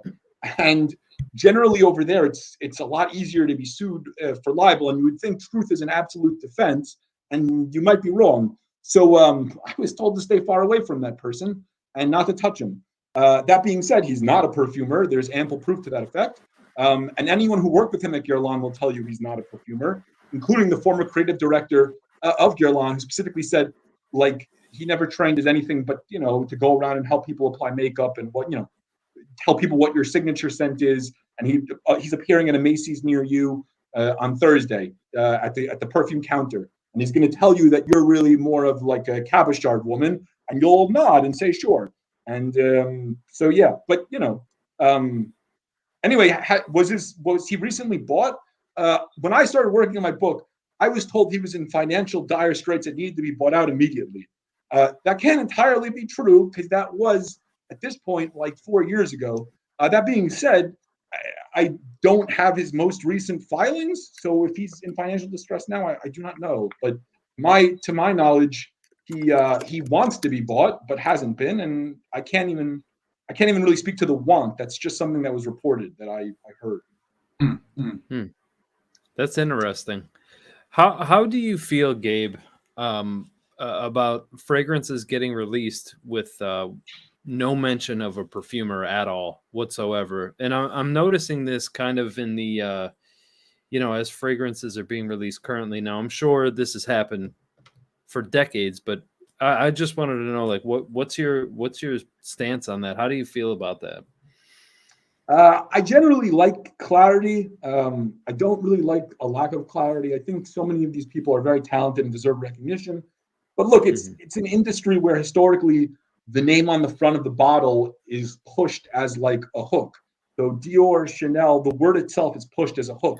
And I think there's some legitimate marketing rationale maybe for not putting another name on the label in the way that Frederic Malle so famously did, and that now even Zara is doing. I mean, you can literally see Hamid Maradi Kashani, the Firmenich perfumer behind, Parfums de Marly Leyden and a million other things, you can see him or anyone else like Fabrice Pellegrin. There are these perfumers now on the front of Zara bottles in the same way that, Frederic Malle has put them on. That's these last couple years they've been doing that. So I like that trend. I can understand the rationale for maybe keeping things maybe slightly more brand forward in terms of marketing. Where I draw a fine line and it's not actually so fine. Where I draw a very broad line with like a big marker is when you start saying it's by me, the brand, like, oh, my last name is Dior. Well, I Dior did it. Now that's ridiculous. Christian Dior is dead. But hypothetically, right? That's what Olivier Creed was doing. So it's one thing to sort of market the perfume as it is. I don't mind that so much, honestly. I would prefer credit, but like this isn't a newspaper with bylines. I get that it's a legacy luxury product with sort of more roots in fashion, where you don't necessarily like in fashion houses, like, you know, what's his face? The designer Jeremy Scott just left Moschino after a long tenure at Moschino. You never saw people stop calling the brand Moschino and call it Jeremy Scott. So, you know, it's a legacy maybe of the fashion industry. But that's very different than lying and saying, I myself, Olivier Creed, was the perfumer. I don't go for the lies. That's not true. Yeah. So, but, you know, what do I think? I think people are unimaginative. I think people are afraid that if we should give the consumer a little information, God forbid we should tell them that there is such a thing as reformulation. God forbid we should tell them that there is such a thing as an actual author. They might get confused and decide to go to a different counter and buy a different product. But I also think that's going to go further and further away as people just are further plunged into the world of information that is the internet. Like, you can try to hide a lot, and there will be plenty of influencers you can pay to hide stuff for you. But at the end of the day, information is going to probably get out there, as the Pentagon very rudely found out recently with a trench of very special documents. You know, listen, if the CIA has papers leaking onto the internet, then probably I can tell you Roja Parfums is done by a company called Argivy. Probably. So, go ahead. No, please go ahead. I'll choose Rachel, because I heard her a little bit earlier, and then we'll move on to you, Dave. Sorry, thank you. Sorry, one quick question. I was just saying, speaking of lies, right, and exactly what you're talking about now, Gabe. I'm sure you've heard of the Perfumery Code of Ethics that Christophe Laudumiel that has kind of started, and many people have signed on to. I'm wondering what you think of that. I remember looking at it. First of all, Christophe has been very kind to me, and as a human, I think he has like a lot of integrity. I don't have it in front of me. My major, I remember, like, kind of discomfort with it was, I think part of it was he wanted every brand to have its own house perfumer as a way of like keeping things authentic and sort of getting rid of like the lies that, you know, brand owners are necessarily perfumers. You know, I don't know that makes total sense. Like, as a model, right? Just like, it's fun that Dior and Chanel have house perfumers. It's fun that hypothetically some of the other places that can afford to do it, Hermes, you know, has Christine Nagel. So it's cool to if you can do it, but I don't really know that, you know, there has to be like a house perfumer for Carolina Herrera or something like that. There might be another way that we can keep things authentic and 100 without every company having to hire someone. That being said, I remember thinking the rest of the code was pretty good. And I think there's probably a lot of stuff. I have to talk to Christophe. There's a lot of stuff that is coming down the pipeline that's interesting that he'll probably want to incorporate. You know, you might be able to start checking, you know, the DNA of things to ensure supply chain authenticity, that people aren't being, from sort of start to finish, unfairly cheated in the process of the cultivation of flowers, or because he's very big about not like being rapacious when it comes to using resources. And I applaud that. So there might be technologies and things that can help with some of it. But yeah, he's the best. I was in Japan in January, and then he said, "Oh, I'm going to miss you. I'll be there next month." And we're chasing each other across the globe, and we'll finally meet up in Niagara Falls. That's a Three Stooges reference. I apologize. Dave.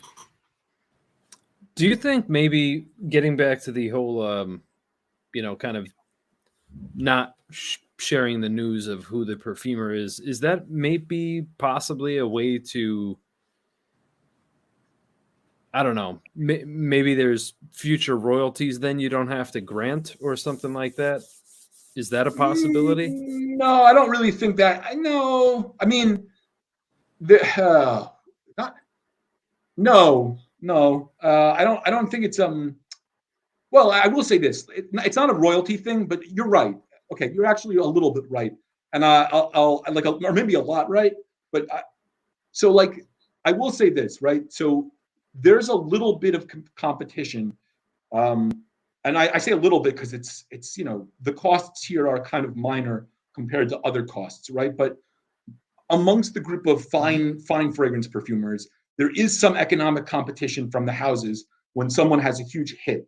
And the famous example is like, you have this perfumer Christophe Renaud, and he did 1 million, and it was a big success by Paco Rabanne. And he was at Givaudan, and Firmenich, off the back of that success, paid a lot of money to hire him away from Givaudan. And then several years later, Givaudan paid a lot of money to hire him back.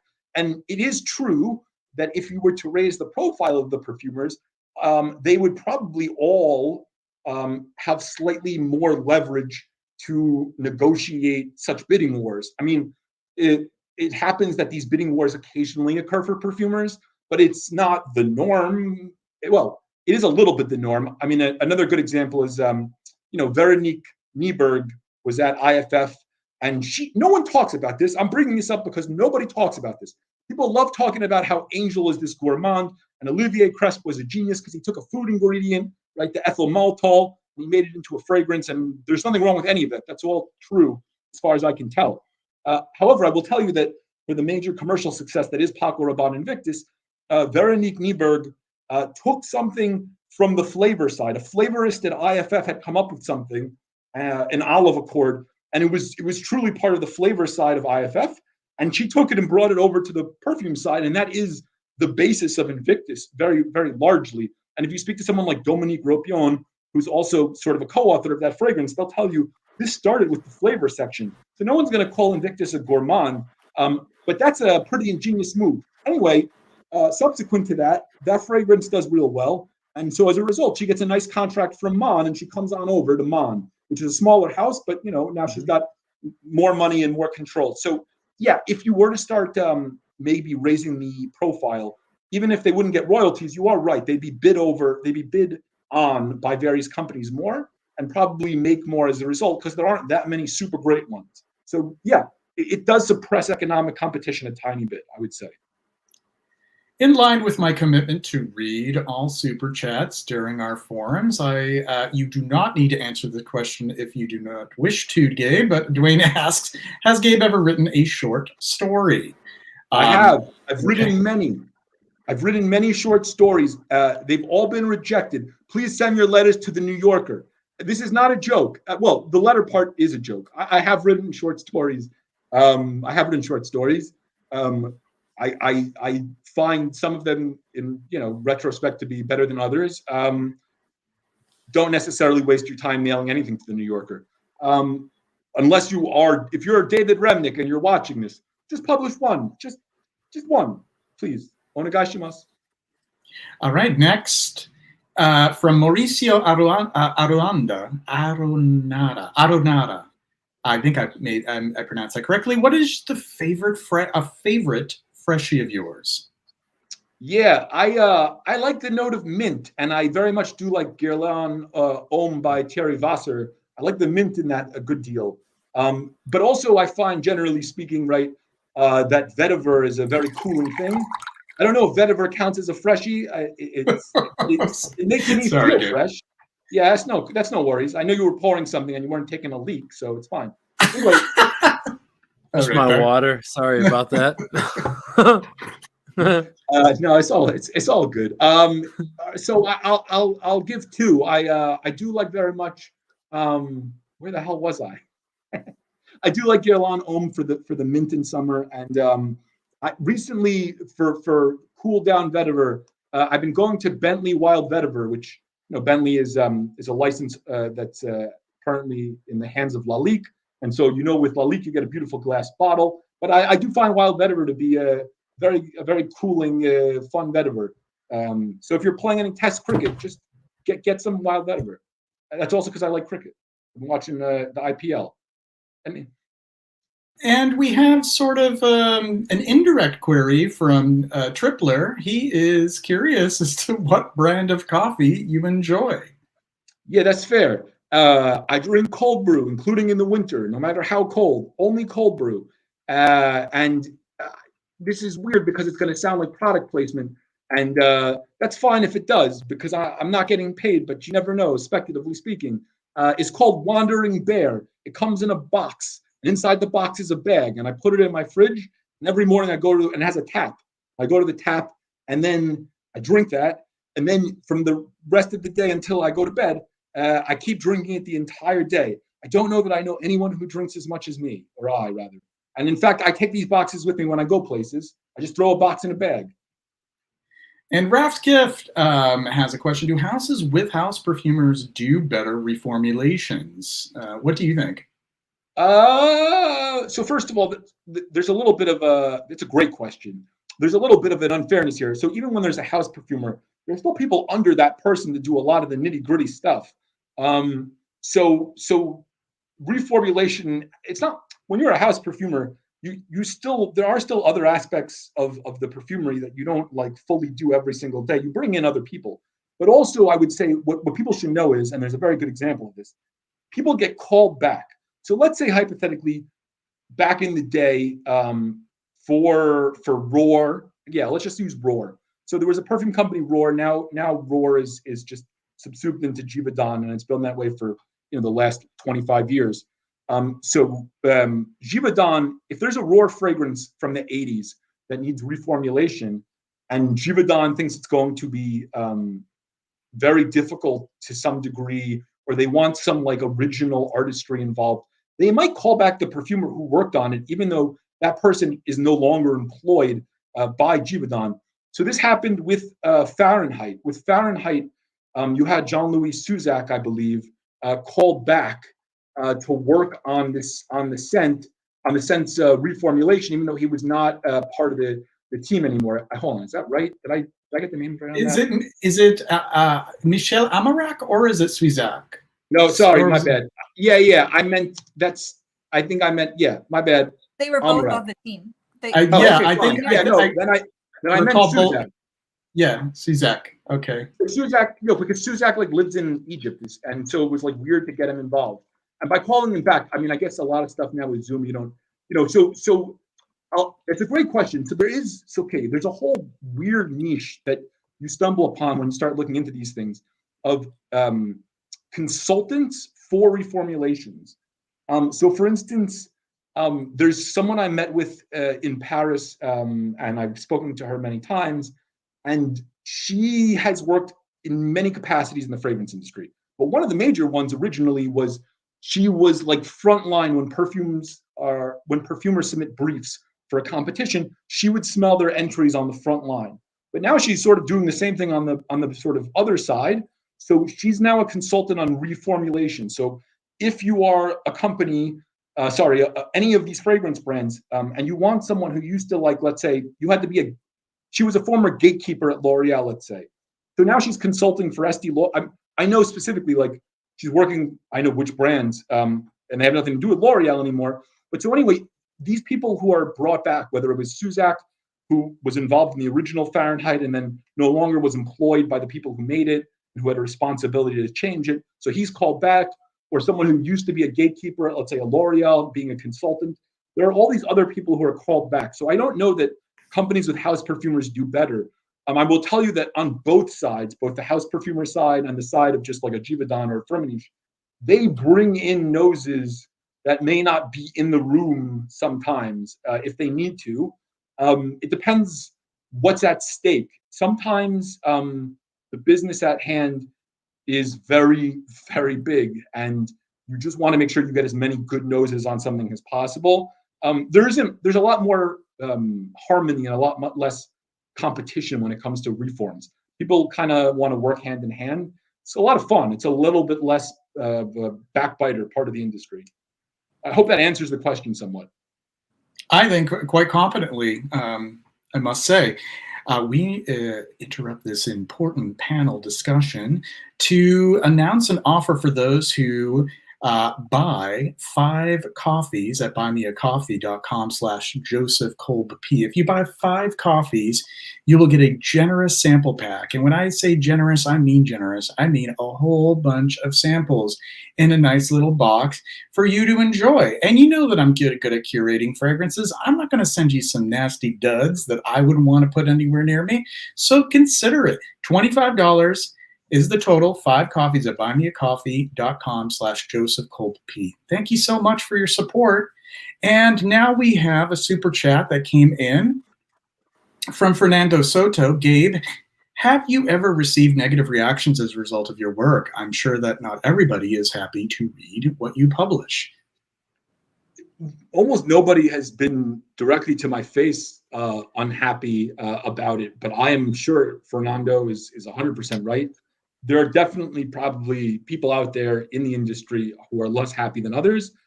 There was a person who was one of these gatekeepers, was a very like a fragrance evaluator who was a sort of big gatekeeper if you wanted to win briefs at some major brands in the 90s and 2000s. And she wanted the book to be less about, I think, what it is than it is. And she used to respond to all of my emails and everything. And she just stopped replying to me and ghosted me. And you just don't know if that has something to do with you or with the industry or with, I don't know, maybe my emails are going to a spam folder. That's the best I can think of is someone who was very open to me, who just totally shut off. But no, I mean, I haven't gotten too much direct flack. I sometimes read reviews where people say they don't like the style of my writing. That's fine. Yeah.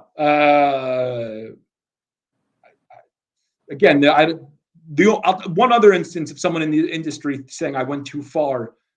I called someone on Instagram once a clone artist, and it was a perfumer who does a lot of clones. So it wasn't a wrong thing to say, but he said I went too far. He DM'd me and said, "You've gone too far. That particular like phrase really rubbed him the wrong way." And I could have said, well, then maybe be more original and less. I literally saw this person. Well, okay. So the flip side is this person gave me such access to this person that I saw the person in a meeting where the guy promised to make clones of a couple things. One of them was Ormande Jane Montabaco Intensivo, maybe. And off the top of my head, I can't remember the other one. And I saw him agree to make a clone of that Montabaco fragrance in a meeting. And it was going to be in my book, but the chapter got axed because it wound up being somewhat superfluous. There's only so many examples you can give of things, right? So this was going to even be in my book, but then it wasn't. And later on Instagram, I wrote that the person was a clone artist and the person objected. It was a perfumer. He just felt the title was extremely patronizing. And, he had let me into these meetings that were otherwise sort of very sort of top secret. So I said, okay, yeah, if you don't like that title and you find it demeaning, I can take that down. That's okay. So I think I just took out that phrase. And I thank you, Gabe. I mean, really, I think this book is one of the best things that has happened for the consumer, for those of us who love fragrance. Your book is one of the best things that happened for the fragrance industry and for us in quite a long time. So I want to say thank you. And also kind of follow that up with a question, because I really think that a lot of what's missing from the equation is just general knowledge, like consumers' knowledge of the fragrance industry and the fact that the fragrance industry hasn't done much to help, or because it's so opaque. And there's a quote from your book I'm going to read where you're talking about, quote, "The degree to which a fragrance marketer speaks a language different from that of its petitioned creator." And here you really talk about, that separation between how things are actually done versus the myths, because it really is like, instead of just telling the customer, like we're talking about Suzarak and Almirac, how they're one is a senior perfumer, one is a junior perfumer. They both work together. That's a fascinating story. The fact that perfumes are often created by teams. That's the truth, and it's real and it's interesting, right? But instead, you know, you have PR departments that create these ridiculous myths, right? So that difference, you know, that they, for some reason that the perfume industry just, I don't know, doesn't trust the customer, or like you're saying, is afraid the customer is going to get scared by facts or complexity or something and run away, when at least I think for us frag heads, we actually like knowing reality and the complexity of things. So, and you talk a little bit of this about in your book. I don't know if you want to elaborate further, or if you have any thoughts about this gap, you know, between the way things are and the way the myths, the way the PR presents it to the consumer. Yeah, that's very kind of you. Everything that you said that was so generous and kind. Yeah, I wrote down what people told me, and very much the book is a product of how open a lot of people were willing to be with me, which I think is good news in a small way, in that if no one had been consenting in the fragrance industry, if nobody wanted to put out certain truths, my book couldn't have happened. So there are obviously people in the industry who agree with us, right? With frag heads, with you, with me, that the true story of how a team might come together, put together a perfume using their ingenuity and various inspirations. The fact that even like a sort of mass fragrance that a lot of, you know, so-called frag heads might sort of dump on was the product of someone taking a flavor from a flavorist and bringing it over to the perfume side. There are always good stories that are totally true. So, you know, I think it's just a different paradigm where like the truth, you just have to buy into the idea that truth is like an interesting thing and consumers aren't sheep, and things just sort of proceed from there. And I think it's a huge miss every time there's an opportunity. You know, one of the things that we've been talking about, or I wanted to talk about, was reformulations, because it's a part of the industry where people talk a lot, and we'll see what the antitrust investigations reveal in terms of sale price and stuff. But you know, every time that there's a huge IFRA ban going into effect, there's two opportunities, okay? And one is obviously economic, because every disrupted fragrance needs to be reformulated. So everything needs to be reformulated as a way to get sort of money if you're a person working on the side of like consulting and reformulating. So that's sort of an economic opportunity. It's also, I should say, an economic window in which you might lose the customer if their nose tells them that, you know, something has changed, which is why the reform should be really good, because they have an economic incentive to make it so. But it's also an opportunity for a new narrative to come in, because, you know, like in 2008, right? So IFRA bans oak moss, but they also, when they do that, it's really not all oak moss. They put a cap on certain levels of certain things in oak moss. And like the history, I know it's going to sound super nerdy and whatever, but I don't think it is. Like, I think when you tell someone like, you know, remember those perfumes from the 70s with like the full bodies, the beastly, put hair everywhere perfumes. You were smelling a lot of stuff, and one of those things was heavy moss, lots of moss. Now we got to figure out science-wise what we're going to do, because two parts of these mosses, these atronol and this chloroatronol, apparently people have terrible allergies.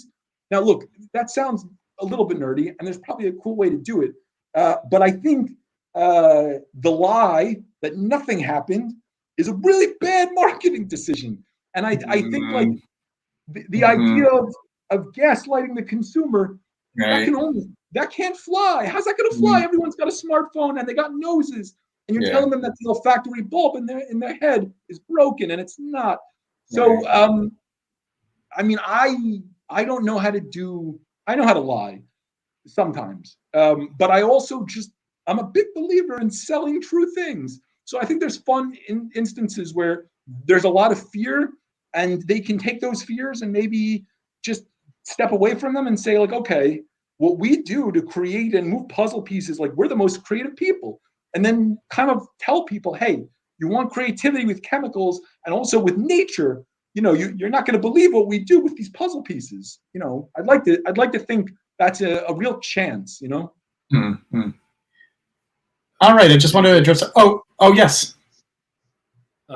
Not related to Gabe's topic, but yes, you may want to read out loud Anuja's last comment. Oh, yes, I was actually about to get that. Thank you, Dave, for being attentive with what's going on in the chat here. So I also want to answer Keith's question here.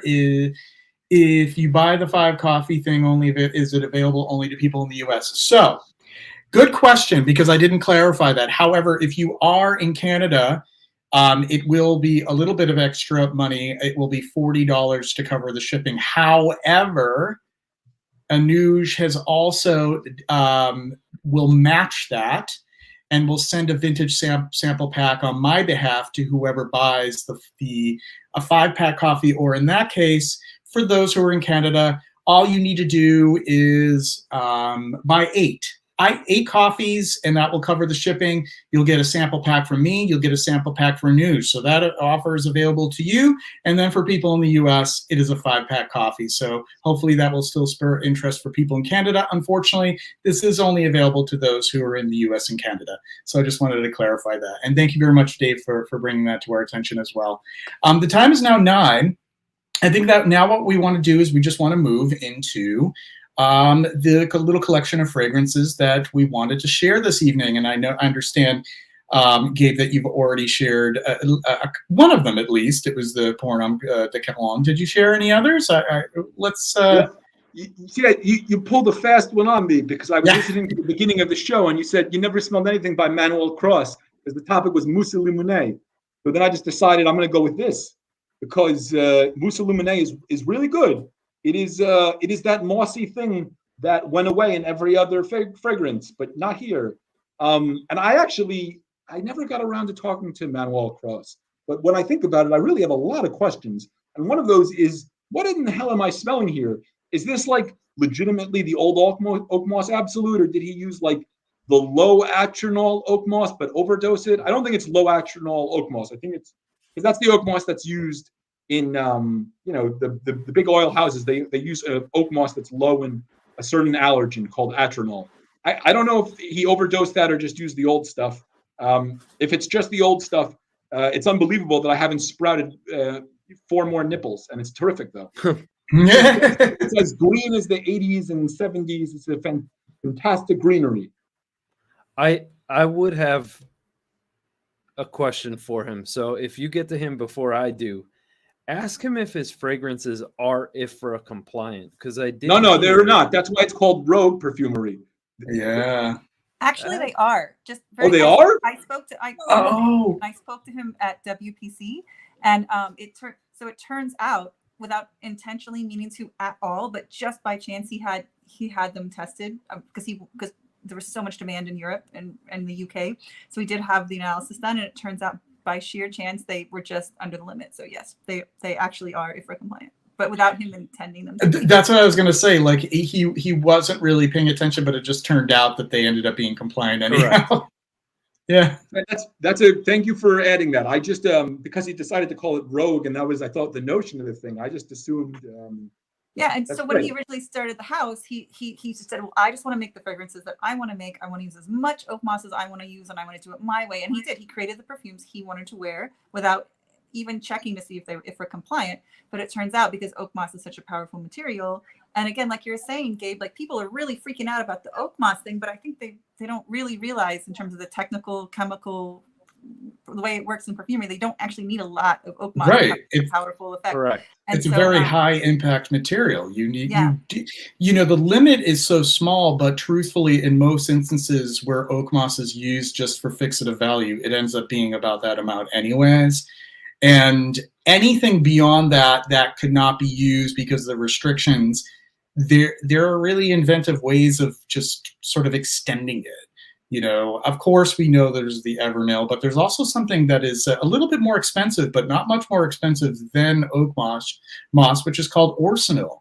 And they've shown that Orsinol, when combined with Evernail and then, combined with vetiver and a few other things, really does a convincing oak moss accord that extends that goes well beyond what the restrictions are. So one example that I always like to cite is a mousse. Chypre mousse from Oryza Elegant, which is like one of the mossiest chypres, but they're within those restrictions. But damned if I would think that they put a ton more oak moss on what they're allowed to do. It's really true. Darren Allen says hello, JJ, Dave, Gabe, and Rachel. Good to see you, Darren. And I also believe JJ, that Darren Allen. Actually, his stuff is amazing. But I also believe that, and you should ask Christophe Laudamiel, because I believe I learned it from him. I don't remember exactly, but I do believe that actually IFRA did, it was severely restricted, and I believe they have upped the allowance a little bit. So it could also be that since they've upped it. Oh, there's been Yeah. revisions, and that's Yeah. going to happen. There's going to be, Yeah. you're going to see fluctuations. They have that, they've done that with also eugenol and eugenol derivatives as well. And people were worried that, carnation accords and clove accords and rose would be destroyed in fragrance, but then they increase the percentage on that. There's just constant revisions. So exactly. Dave, do you have one that you'd like to share with us for the fragrance roundtable? Sure, yeah. Since we're talking about a Nouge and Enchanté Perfume, I thought I would share my 2018 splash bottle of Paco Rabanne Pour Homme. And what I did with this, since it's a splash bottle, and I'm kind of anti-splash, sorry for you vintage splash fragrance lovers, I actually decanted it and put it in this little decant spray. So now I don't have to splash on. I can spray on. And I agree. Rogue is freaking fantastic. I love his whole range. Good stuff. And Rachel, what do you have at hand to share with us tonight? So I just got an awesome Anouge haul, by the way. Anouge is amazing. Everyone check out Enchanté Perfumes. I just found this really cool, Chican by Giacomo, which is 1971. It's like a floral, aldehydic kind of floral fragrance. This is in perfect condition. I cannot believe it's in perfect condition, but it's in perfect condition because Anouge stores everything beautifully. And it's gorgeous. Fruity notes, flower notes, aldehydes, carnation, jasmine. Amazing. So check this out with Anouge. He might still have some left. I don't know, but he has beautiful treasures like this. So. Oh, Anouge, I'm going to be knocking on your door. I don't have Chican, but I have Eau Cendrée from Giacomo from the 70s. And it's just like this smokier, a little bit more incensey kind of like style that, because, that style that you would find in like Hermès, Equipage, and Hohang. It's like a somewhat like darker version of that. It's really nice stuff. But wow, Chican, that's a hard one to obtain. Quite lovely. Oh, Darren here says the IFRA restriction for low atronol oak moss is 0.1% in the final fragrance as of, I guess, the most recent regulations, I suppose. John Matthew asks, has anyone tried Patrick by Fragrances of Ireland? Compares favorably to Paco Rabanne Pour Homme. Quite natural, smelling nice, frag for the price. As a matter of fact, John Matthew, it was several weeks ago that I did a first impression on Patrick by Fragrances of Ireland, and I was quite impressed by it, that it holds that sort of spirit and integrity that may not be found in a lot of fragrances today, like the current version of Paco Rabanne Pour Homme. Wonderful stuff. Yeah, for sure. Okay, I guess I need to share one, but I don't have one readily at hand. So I think I'm going to bounce back to Gabe for the next one that you have on hand. And I'm going to step away and leave you guys in charge while Gabe discusses the next one that he'd like to share. Okay, right. Okay, well then. So now that he's gone, what do you really want to talk about?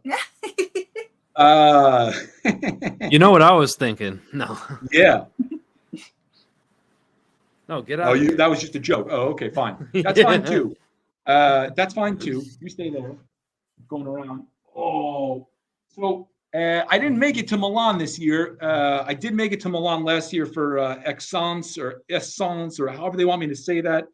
It was really fun, and you would think because of a massive addiction and maybe professional reasons, I would have come back with a whole bunch of fragrance samples. And then eventually when these fragrances hit the market, made quite a killing. But actually, the truth is, I walk around these things and I smell a lot. And, then time goes by. And I don't really remember a purchase from last year, except for maybe this. I smelled this at Essence last year. It's called Why Not a Fougere. It's by Mark Buxton Perfumes, but it's not by Mark Buxton. It's by this acolyte of his at the company. What the hell's the name of that company? Luzio? Is that the name of that company? Anyway, David, and his last name is Chieze. Chiesa. Anyway, it's kind of like a fougere, but also it's like fresh and like kind of red peppery in a way that maybe old school fougères aren't. And it's kind of, the name is a riff on Why Not a Cologne, which is another perfume from Mark Buxton. Anyway, it's really, really good. And I think it's pretty widely available. And it's strange. You want to like get the word out for humans. So I don't want to just tell people to go and do anything that they don't want to do. But I thought it was really fun and a good break from everything else I smelled. So there's that. Awesome. I wish I were better at describing. I do love my fougères, so that's always good to bring something different to the table from that genre.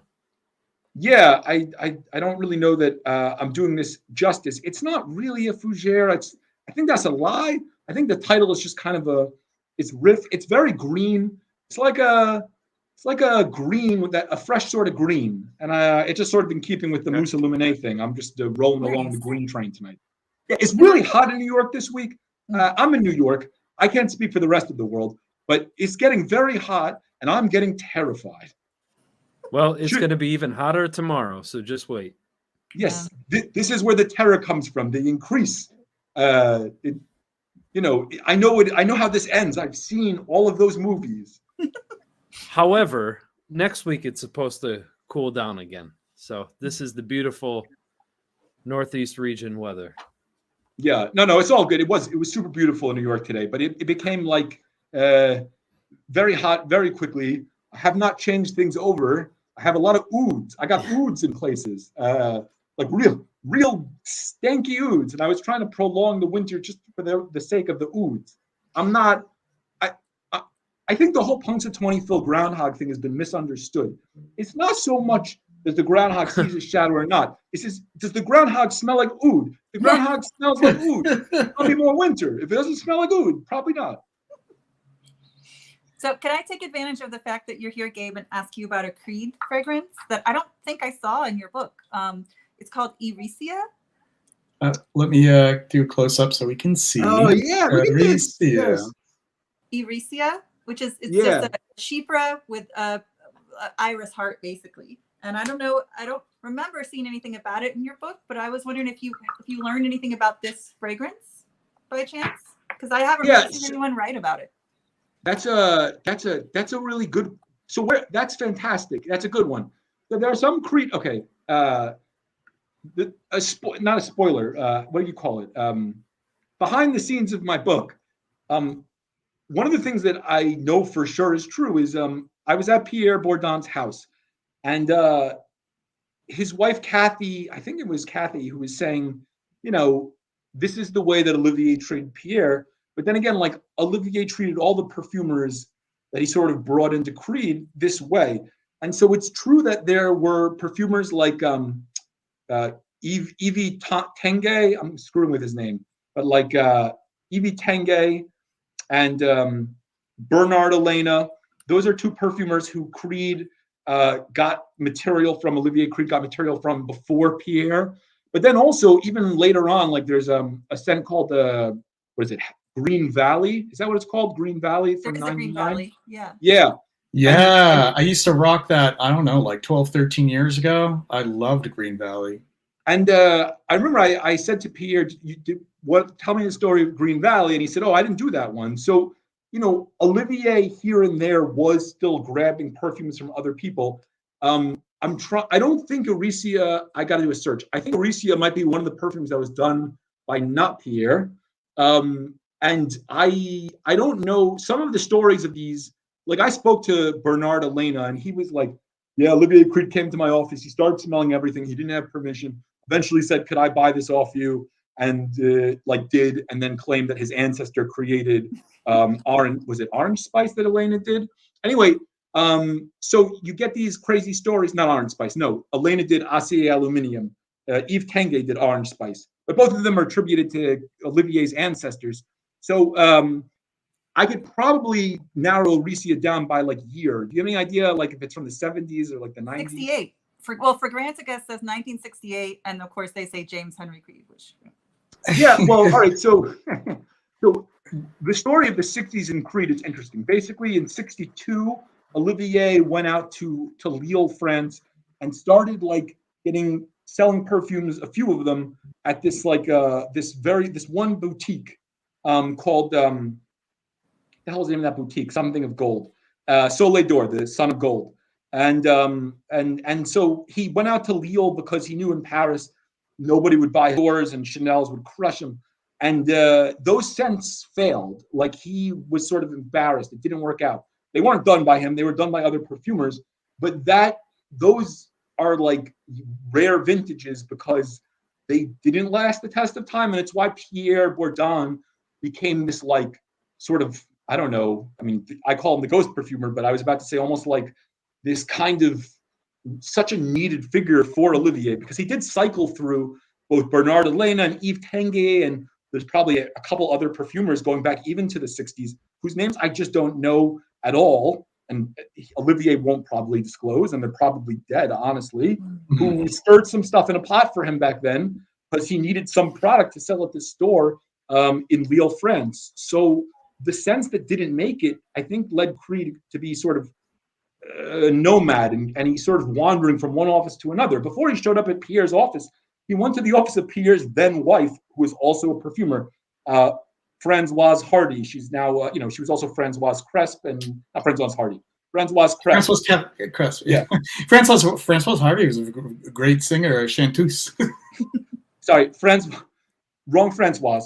Anyway, but she threw him the hell out. She threw him out, Pierre Bourdon's first wife, and so she could have made a perfume for Olivier. So Olivier was like on the hunt. And if any of these perfumes that were earlier, and Oresia is probably one of the earlier ones then, like had worked out, I assume those perfumers would have stayed in the loop. But they didn't really have a hit until Green Irish Tweed. Interesting. Okay. So we might never know. Yeah, no, we might. I mean, look, the truth is we can do an EU style raid on certain houses in the EU. We could all arrange that, but I'm pretty sure that would be the act of becoming a vigilante, and I don't support that at all. That being said, I do still have lingering questions. One of the things that's shitty is I don't have all the answers, and I still really want them. There's like a handful of fragrances for which I do not have answers that I still want answers on. The Creeds. Himalaya, is that one of them? No, Himalaya is not one of them. Well, shit. Now I'm gonna get a cough card. I don't think Himalaya is one of them. But that's not to say you're wrong. But I don't know who the hell did what they call the Tabaron Privé. I will say this: the marketing here is genius. We vaulted this Tabaron. This Tabaron is 100 years old, and we vaulted it.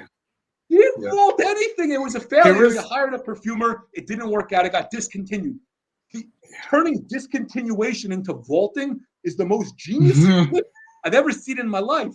And, I remember, if you go back, I found documents from like 20 years ago where, I interviewed someone. I interviewed an employee who had worked for Creed's North American subsidiary 20 to 25 years ago. No, 20 years ago, in a very minor sort of capacity. But I think the person like updated websites, and it was minor. And he said, I got to smell, some like Tabaron Privé, and that proves everything. And I said to myself, what?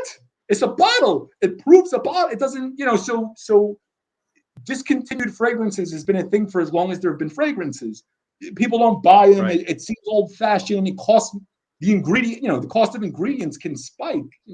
There's all sorts of reasons why you might discontinue something. They discontinued the original Paco Rabanne Invictus Aqua because it was cannibalizing sales of the original Invictus. And so they're like, we're canceling this. It's too successful. So the whole idea that it failed, so we're going to say it's vaulted. It's pretty genius. It's Orwellian. I just wanted to share. I just wanted to share this here. We got a backlog of stuff to work on right now. We're at 9:19. So this Pinot. Hold on a second. I'm trying to. This Special Reserve Pinot Clubman. It smells exactly like the vaulted Tabaron. No lie. And it actually, if performance matters to you, it performs just as well too. And you can pick this up for about $12. So that is my public service message to everyone. It smells great, but I would never buy the original Tabarum because it's exactly the same in this. And there could be a story behind why that is so I was too. just gonna, yeah. I'm serious. Oh, go ahead, Dave. There were all these people for all these years who were like, isn't it strange that green Irish tweed and cool water smell similar? And it's like, not strange, man. It's just a human. It's just a single human, you know? So people are like, I wonder why, Dope Ohm smells a little bit like a Creed, like an original Santal or whatever. And it's sort of like, these are valid comparisons. You're smelling something real. Yeah, no, it's true. Dave, what were you going to say? I do apologize before I asked this, if you already were asked this and already answered this, but all the research that you've done, I think that's a lot of things that we don't really realize, like how many hours that were put in, the hours of research that were put in that probably didn't make the book. Otherwise, the book would have been 7,000 pages long. But what made you decide, you know what? I'm going to start researching to do this.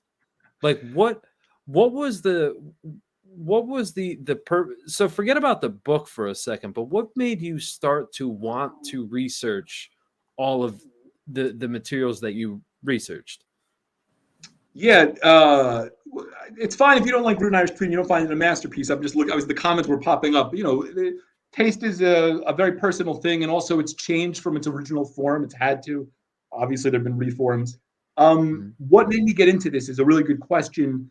The most proximate answer in terms of like, why would I do all this research is just a sincere lack of creativity on my part, you know?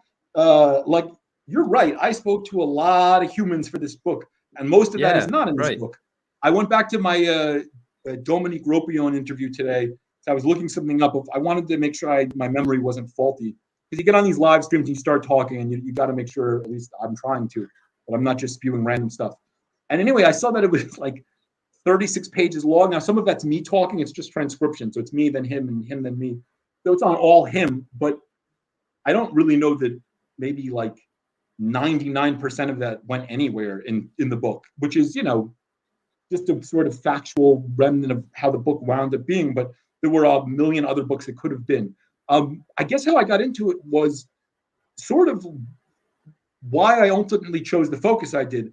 There was this weird lack of information front and center about authors of perfumes. So I thought, okay, what if I talk to perfumers and just tell a story about their lives? This is before I knew anything about Creed or Pierre. As it turned out, the book about like the secret lives of perfumers, which was kind of the original idea, or the real lives, I should say, of like real perfumers, that wound up taking sort of a backseat to a slightly less survey type book, because Pierre opened up to me and he hadn't opened up to anyone. And that's just, he was being sort of kind to me in a way that maybe no one else just had gotten from him. And I'm not saying I had anything to do with that. I did my best to solicit the information, but at the end of the day, he chose whether or not to be open about this history he had kept secret, because the Creeds weren't going to tell me anything. So when Pierre sort of dumped his life story on me, I kind of felt compelled to give up this other book. But that other book was going to be about the lives of actual perfumers, simply because nobody seems to know anything about them, because they've been sort of pushed away. And, you know, some of the perfumers think, even now when they're like kind of put out for marketing purposes, it's in a very sort of restrained kind of envelope. There's still things they can say. So it was just going to be about their lives. And then one particular person's life, Pierre, became super vivid and cool. And a lot of other lives kind of sadly had to move over. But yeah, COVID was amazing for me. Not really. I didn't get it. I know what you mean.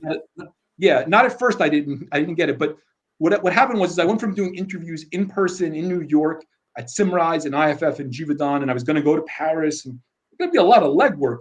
And then the COVID turbocharge was that I could like Zoom with people, like 3 perfumers a day, and one could be in Dubai, and one could be in Paris, one could be in New York, and everyone's using the same Zoom, and it doesn't seem weird.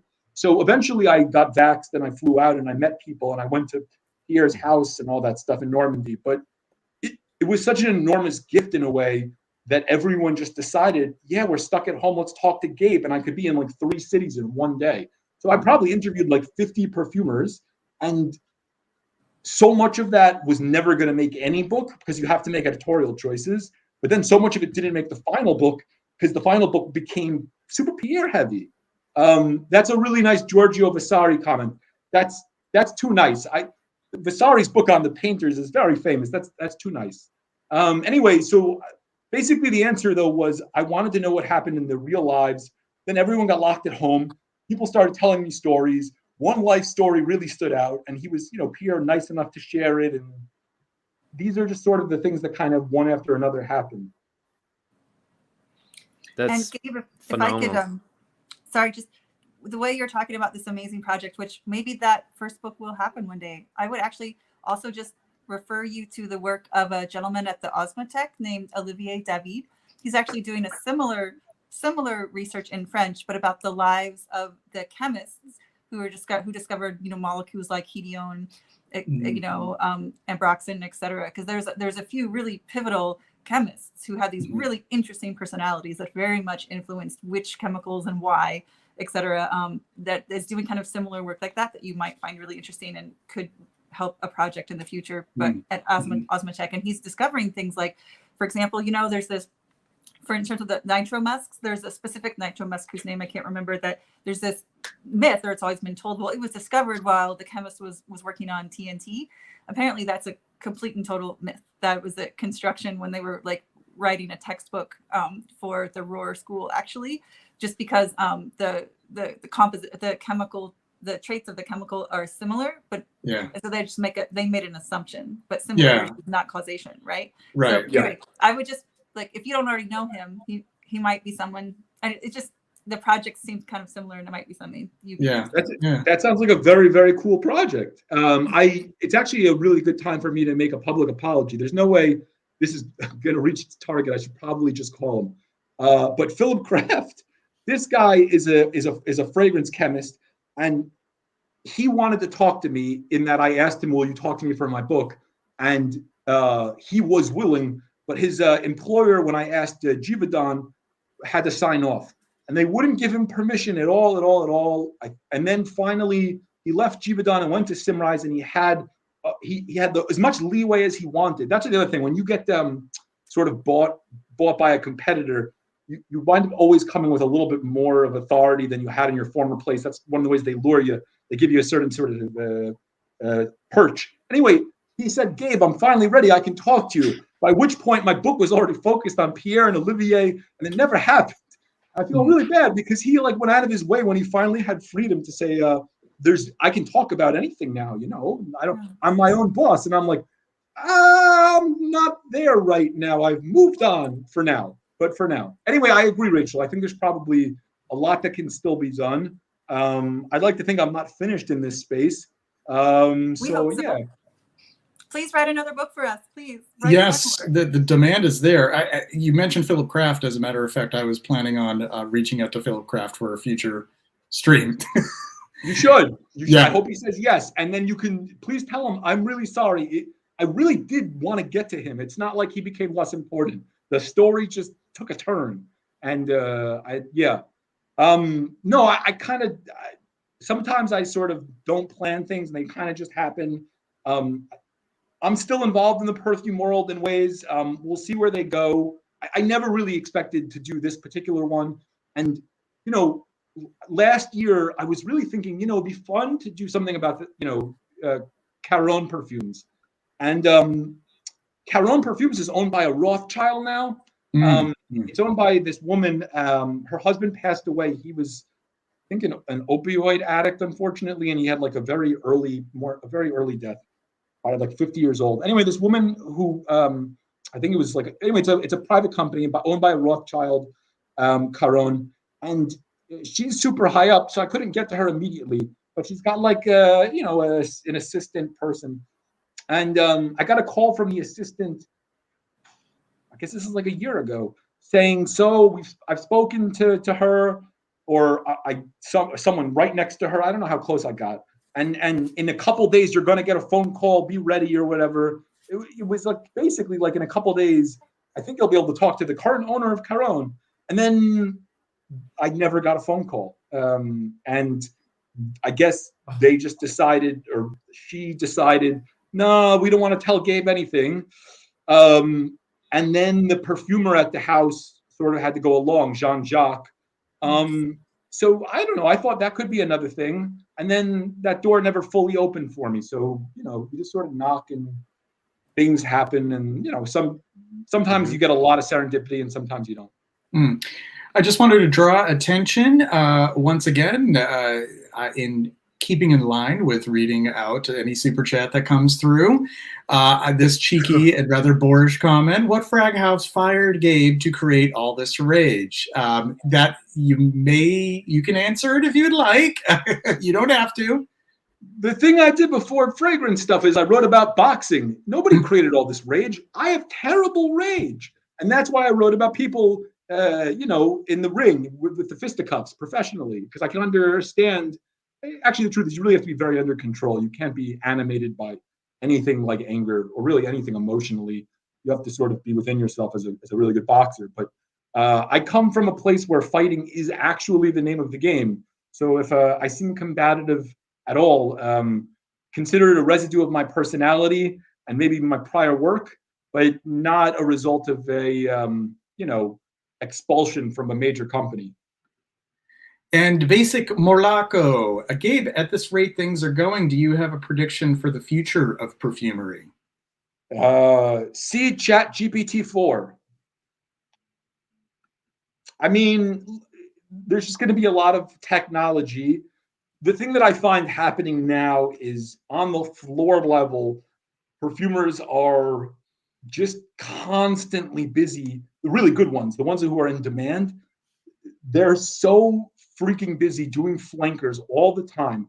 And they hate doing flankers all the time. But it's even the ones who have their own artistic side games, the ones who have their own fragrance lines.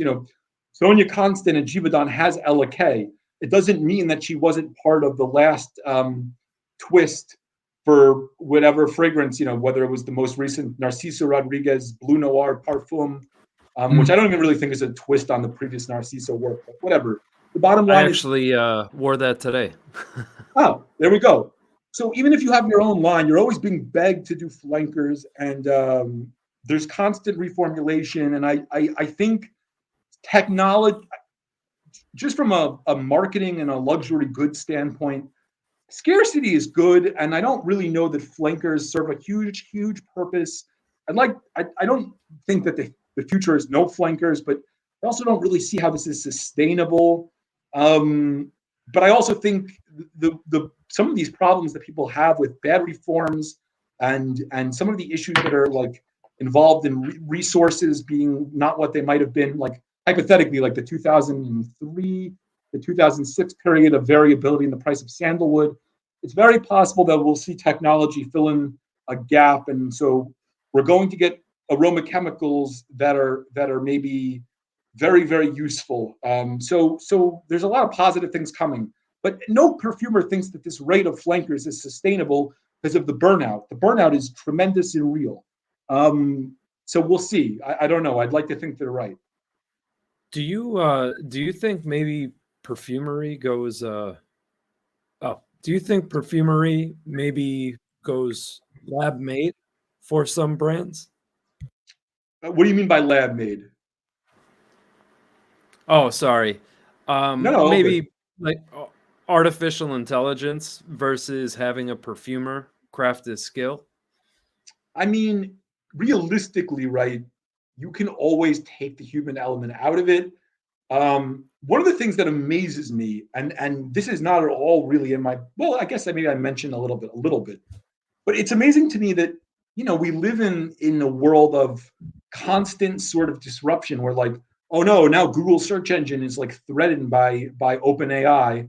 And yet somehow in the world of perfumery, you have Dior and Givenchy, and you got Louis Vuitton, and you got all these fragrances all under the LVMH umbrella, you know, and there's just like a couple of like behemoths, and there's a lot of weirdness to that. So somehow disruption hasn't stopped Bernard Arnault from being worth more than like Elon Musk. And he owns an old-fashioned like luxury goods conglomerate. He doesn't do internet stuff. So I think AI and technology, I know that this is the future in so many ways, but the idea that you pay for a human touch for luxury may persevere to some degree, because that, you know, in a world where everyone can afford a robot, maybe it's special to pay a human. Right. That being said, yes, AI is good. There is a lot that AI can do. Yeah, that's just kind of, you know, was always a thought that I had, especially considering artificial intelligence is being used in so many things that they say, you know, would never be able to be done. Well, it's being done. That's why the flanker stuff. So well, one more thing on the AI. You're going to hear more from me about AI at some point in the future, I'd like to think. I'm just going to leave it at that. Oh, okay. Okay. So the flanker thing, the issue that I personally have with flank, because I don't necessarily mind flankers, but the trouble that I have with them is it seems like every mainstream designer brand is basically cloning each other in a sense. They're removing one or two ingredients and they're basically almost smelling, you know, pretty similar, where at least when the whole like blue fragrance thing was massive, at least you could kind of go pick and choose like which one is your favorite, because they all, even though they had like a similar idea, they all still smelled pretty different. Whereas now, like all these, you know, the brands that are carried by, say, Macy's, yeah, like I said before, you remove one or two ingredients and you're like, oh, this smells similar to that, and that smells similar to the other one that I smelled 2 minutes ago. So that's the trouble that I have personally with how flankers are being done in the designer space. Do you see any, Gabe? Do you see any maybe new trends? Like green is kind of having a moment right now. There's kind of this whole green fragrance theme. What do you see trends in the trend wise in the near future? Yeah, so that's a good one.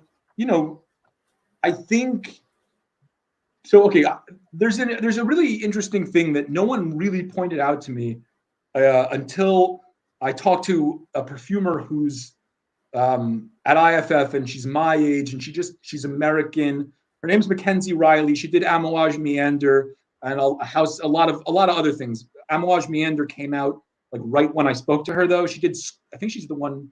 No, Saline Barrel did Squid. Anyway, she did Amouage Meander, which came out right when I was talking to her, and she was just saying, you know, because again, because she's relatively young, she could speak to what aroma chemicals are available to her right now in like the perfume org and what isn't. And she was just saying like there's like such a sort of maybe overload of ambery citrus vanilla on the org, and just a lot less floralcy than she would like as a creator. I'm not saying that's the reason why everything smells alike, but I do think that there's a couple factors that have maybe conspired together. So one is almost like, everyone in perfumery is kind of like leaning heavily on amber ingredients, because amber hasn't really been rooted out with any IFRA bans. You know, the ISO-E Super, for instance, like the biodegradability of ISO-E Super, there's no such thing. It's not biodegradable. So all of these Givaudan, IFF, Firmenich, they're all trying to figure out like, how are we going to plan for the future? And they're all building these aroma chemicals, these woody ambers that will hopefully be, you know, through white chemistry, totally allowed. And there's like this focus on woody ambers from sort of that perspective. And separately from that, there is this weird jockeying for marketplace where I do think, like you said, with the similarity between all the fragrances, there's a fear of not cashing in on like micro trends. And so companies will rush stuff out in ways that are super fast and maybe imitative. And so both because not enough time is being taken really for like a thoughtful process with flankers, and because the woody ambers are just like this untouched or constantly being sort of built upon facet of perfumery. Like you don't hear about new galbanums. You know, the one thing you hear a lot about if you go to like World Perfumery Congress is trying to find replacements for Lyral and Lilial. But that's replacements for an ingredient, and I don't really think anyone likes the options. I think I asked someone at Symrise, do you like the options that like Symrise came up with chemically? And the answer was like no, or not to do what Lyral and Lilial do. Firmenich has one called Mugessimo, and I don't really know that anyone thinks that's like the answer. So you have to do accords. But regardless, I think it's both like a commercial speed that doesn't allow for thought, and just the org kind of dictating weird directions too, in favor of sweetness and amber. No. Do you think a lot of that has to do, because yes, I'm very sensitive to amberwood. I can't stand this stuff, but that's just, again, personal. But do you think this could have anything to do with, obviously, like cost? Because it seems like when you smell some of these fragrances, you could definitely tell that they smell very cheap. Sorry. Yeah, but fragrance oil can smell really good at a cheap level, and some really expensive fragrances, their fragrance oil isn't expensive. You know, usually costs, yes, cost is a thing. Cost is a real thing, but I don't really think that that's why Narciso Rodriguez Parfum or whatever smells like Dior Homme Parfum to some people's noses. I think that's people going to the same well when it comes to ingredients, both intentionally to mimic and also because the org, for whatever reason, is like kind of leaning in a certain direction. So to answer your question, I would.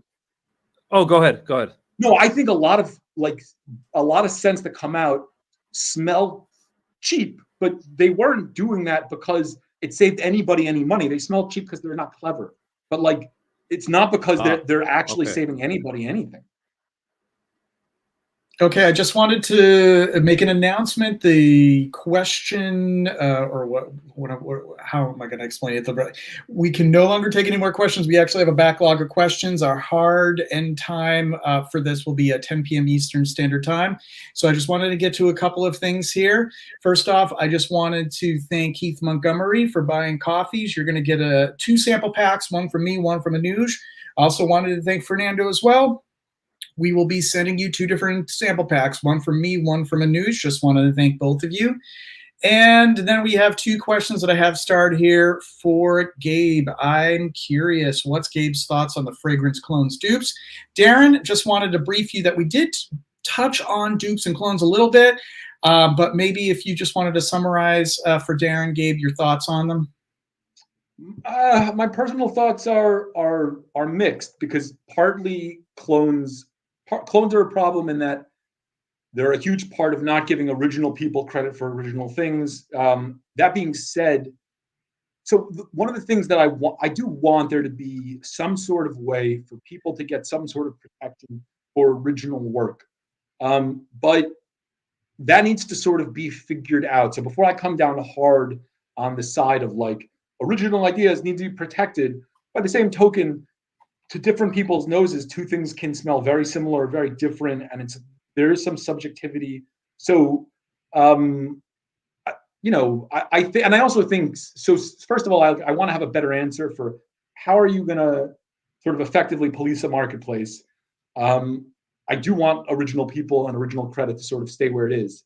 But I do think it's sort of a weird miracle of globalism that like you can go to like a crazy shuk and at the corner in like in Deira in Dubai, you go to a shuk and you come out with like something that smells exactly like Memo Irish leather.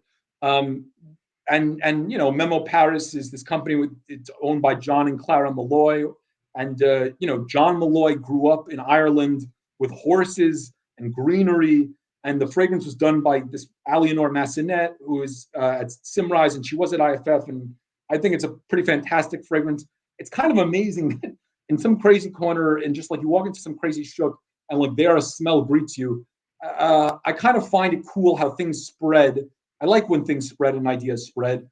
She's not getting any credit or any money for that. I'm not a fan of the lack of attribution, but it is sort of amazing how a good idea has legs in the perfume world in ways that like make big impacts. Like that's just that kind of never ceases to amaze me. You can like travel the world and you're like, holy crap, that is a scent that I smelled 10 years ago in another place in another time, in a galaxy far, far away. It's fun the way that these things sort of pervade consciousness. You sort of feel maybe connected to people across the world in that way. Oh, you also smelled that and liked it, so did I. And we exist in totally different spheres and at totally different like living standards, because that's just the nature of the global economy. We're not all in the same place, and yet we've smelled similar things. We both liked it, but I like credit. All right, and Gabe from GMG, is it true that Caron's new partnership is not all about money, but actual lovers of the brand? The quality of their reformulations would support that. Yeah, I don't really understand though so I wouldn't disagree. I smelled the current version of Tabac Blonde and thought it was a fantastic old school style tobacco fragrance. I'm sure it's not, and if I were to see the formula anywhere near what the original Tabac Blonde formula was, but it certainly captured. I haven't smelled the original. I bet the Osmotec could help me, but it certainly captures to me what I thought Tabac Blonde should smell like. And there were a few others, and I did like some of the stuff. The thing that I don't get is they still haven't fixed distribution in the States. So they sell their bottles for literally hundreds of dollars, or like pour un homme for like a little bit more than $100 maybe, and whatever in Paris itself. But if you come to North America, the guy who was the distributor of Caron for like 20 years just basically said they did a shit job. Everything wound up on the gray market. And this guy is currently working in a hockey stadium selling hockey tickets. This is true. He does like season ticket sales and stuff. He's not experienced with the current ownership, but you still see a lot of the fragrances be turning up in the gray market for like nothing, like for $30, $40. So there's something wrong with distribution in America, and they got to get that right before any of this is going to work as a global brand. Maybe in France it works, but it doesn't make sense. Nobody has access to it who should smell it. Like people, it just sort of all dumped at once. It's like, oh, we've got like a lot of inventory. Let's just dump it. So I don't really understand what the planning is here. Oh, sorry, I had to unmute myself. Sorry about that. I recently sampled the newest Tabac Blanc, and it is recognizably Tabac Blanc. I think that they're doing a pretty decent job at maintaining the integrity of that at this point, 110-year-old fragrance. I think it was released, it was in 1919. So yeah, over 100 years old. So I think they are doing a very good job. But it is very interesting about the distribution in the U.S. because really that's the only place where people tend to get Caron is through gray market. Yeah, like so we don't have any like I don't like perfume counters in department stores. Like they have a bad name for a reason. Like I'll go to one and they'll start jive talking to me and making stuff up, just telling me things that I know aren't true because I know the perfumer personally. And then when I say I'm not entirely sure about this, what you're telling me, I'm like I don't want to like insult the person, but it's like everything you just said about the creation of this fragrance, how it came together, like what's in it, it's all false demonstrably. And I didn't ask you to spray me in the face. That being said, I think Caron could benefit from like a knowledgeable stand in a place that isn't Fragrance Net or Fragrance X or perfumeonline.ca. They need someone to stand up and say, by the way, did you know Caron 100 years ago, the perfumer and the other person running it were like would-be lovers, and then one of them fled the Nazis in a very he always wanted this romance to last, and it didn't, and it crushed him, and you can find him buried out in the Hamptons. Ernest Altrop has a fascinating history. All of Caron has a fascinating history. Caron's real history is actually really interesting, but nobody tells it in America at all. It's just dumped all the time. This guy's job as a North American distributor was basically to sell it through like legitimate means. But because the brand wasn't doing any marketing or anything supportive, eventually the most financial reasonable thing was just to dump it at fragrance, net or whatever the gray market consisted of like 15 years ago. And now he sells New York Islanders tickets. And I asked if he saw anything different in terms of like building. And so I think part of the problem is there was this North American company, A.H. Robbins, and they owned Caron for a time. Unfortunately, A.H. Robbins created a birth control that was really bad and ultimately pulled off the market. And it's not really related, except that they had to ultimately sell off Caron in like the 80s while they were in bankruptcy because their birth control product had caused terrible things to happen. So the American infrastructure never recovered from that. And now that's like 40 years ago, almost 35. Fascinating. It's fascinating. It's just like, because you don't have that Caron presence here. And to get anything that is beyond like their entry line, you have to basically purchase directly from the producer, purchase from Caron. They're not in department stores. We don't have any boutiques of anything. It's very hard to obtain the Carons. Like it could be expensive for us to buy, the newer releases or some of the heritage releases that they usually, they're available for retail in Europe, and you can't get them here. The only ones you can get are like the ones like you said, mostly the ones that are marketed to the men, like the Pornum de Caron and Yadigan, etc., through the gray market for Fragrance Net and the like.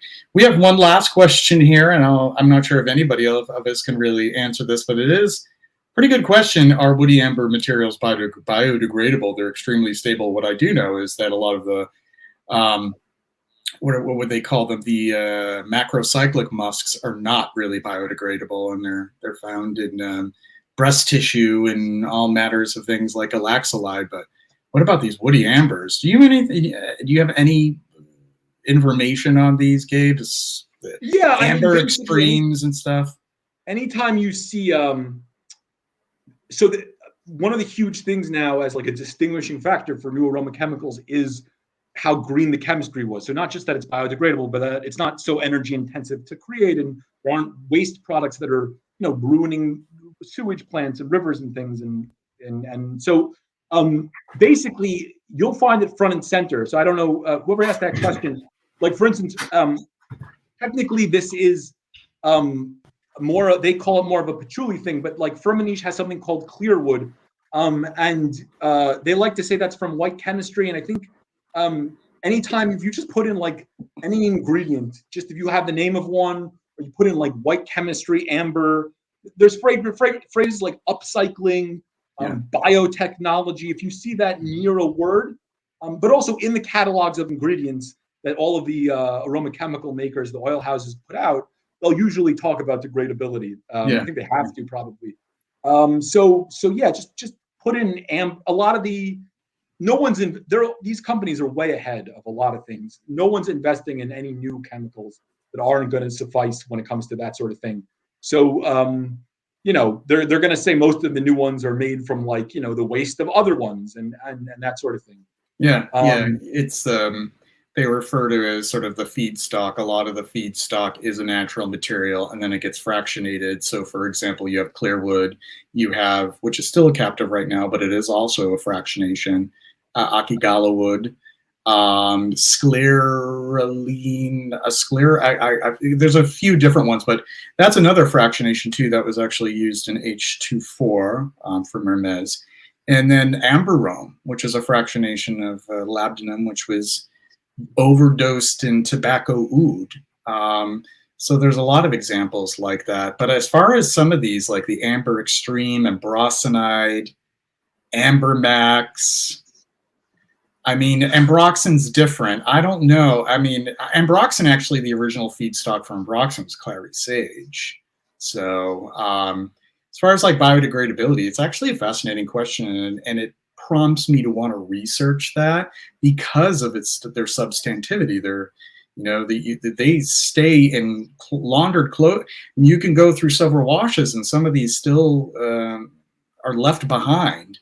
Much like laundry detergent does the same thing. So Yeah, that would be interesting. But to if you at. look, like I'm gonna send where I don't know if I guess I can't send a comment to people because that's over, huh? But if you look, you can, I mean, anyone can just download the PDF from like Firmenish's like offerings, and then there's a line that says biodegradability, and then next to it says like readily. I'm looking at Clearwood, so biodegradability. It's not a mystery. It's on there for these bigger aroma chemicals that people talk about. You can leave a comment you can still do that. The comments are still open. So if you look to your right, one of the columns allows you to leave a comment if you can see them. Can you see the comments? Are you using your phone or are you using a laptop? I'm using a laptop. I just sent it to you guys. Oh, okay. I don't know how to. Anyway, just a PDF. If you can only see the private chat, then I can just transfer it over. Yeah, you can transfer it over. So you can see it's in light gray in the top. It says, is renewable carbon used, 100% biodegradability. This one says readily. It's just the Clearwood page. So on all the offerings, they tell you what it is. I don't actually know what biodegradability readily means. Like, does that mean how readily?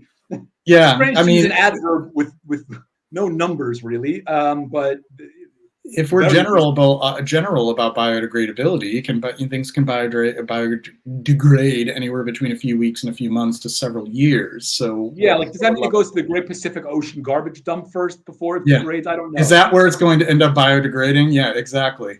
I'm just going to visit the comments a little bit, and then we're going to round things off. Stick around, Gabe and everyone else. We'll have a brief backstage. That basically just means we sit put, and we continue to talk, but we're no longer on the live stream. JJ, really fast, please, if you don't mind. I just want to shout out this channel right here, Just Add Light. I don't believe they do content, but they follow, whoever this person is, follows every single content creator that creates fragrance content. Yeah. And I constantly see this person's comments all over the place. So whoever you are, thank you for supporting everybody you support. Oh, he's a wonderful guy, and I do see him a lot on my own videos and on so many other channels, and his engagement is second to none. So yes, I've seen him around for years. I just never know, you don't know who the people are behind the name sometimes, but you do, so that's good. All right, and Jean-Claude sent, Michi, this is just a message you gave. For many years, I wondered why Pierre Bourdon offered Dior a kind of copy of Féminité de Bois, but your book made me realize just how important Dior was to him, and she just wants to thank you very much for that. Oh, thank you. Thank you for actually patronizing and looking at the words, and I just appreciate your eyes. Thank you. And I did make sure to share the link with the chat here, so that is the link that Gabe was discussing, so that gives you an opportunity to check out Clearwood. And okay, I just want to make sure that I'm all caught up with the chat here. Darren, thank you so much for your kind words. All right, so let's wrap things up here, and we'll go backstage.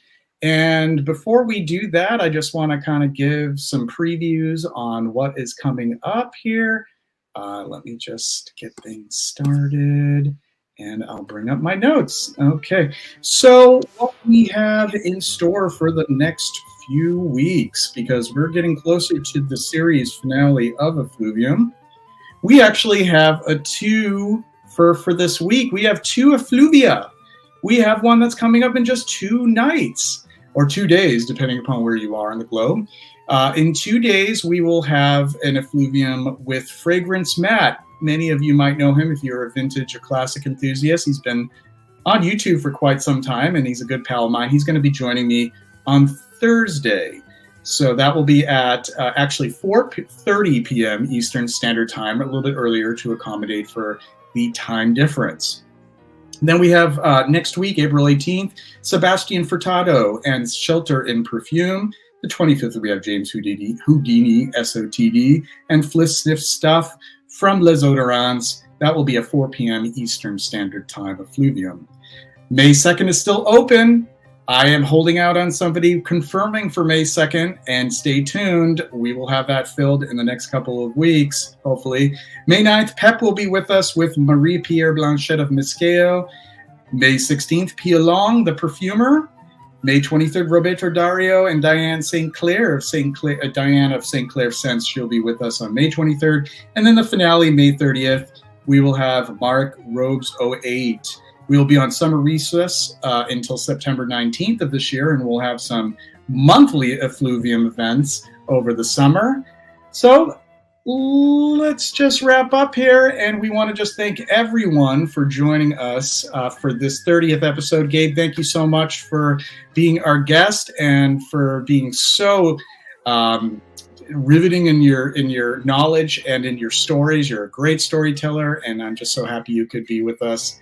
And until next time, everyone, be well, take care. Bye-bye now. Thank you for having me. Bye-bye. Bye-bye. And one.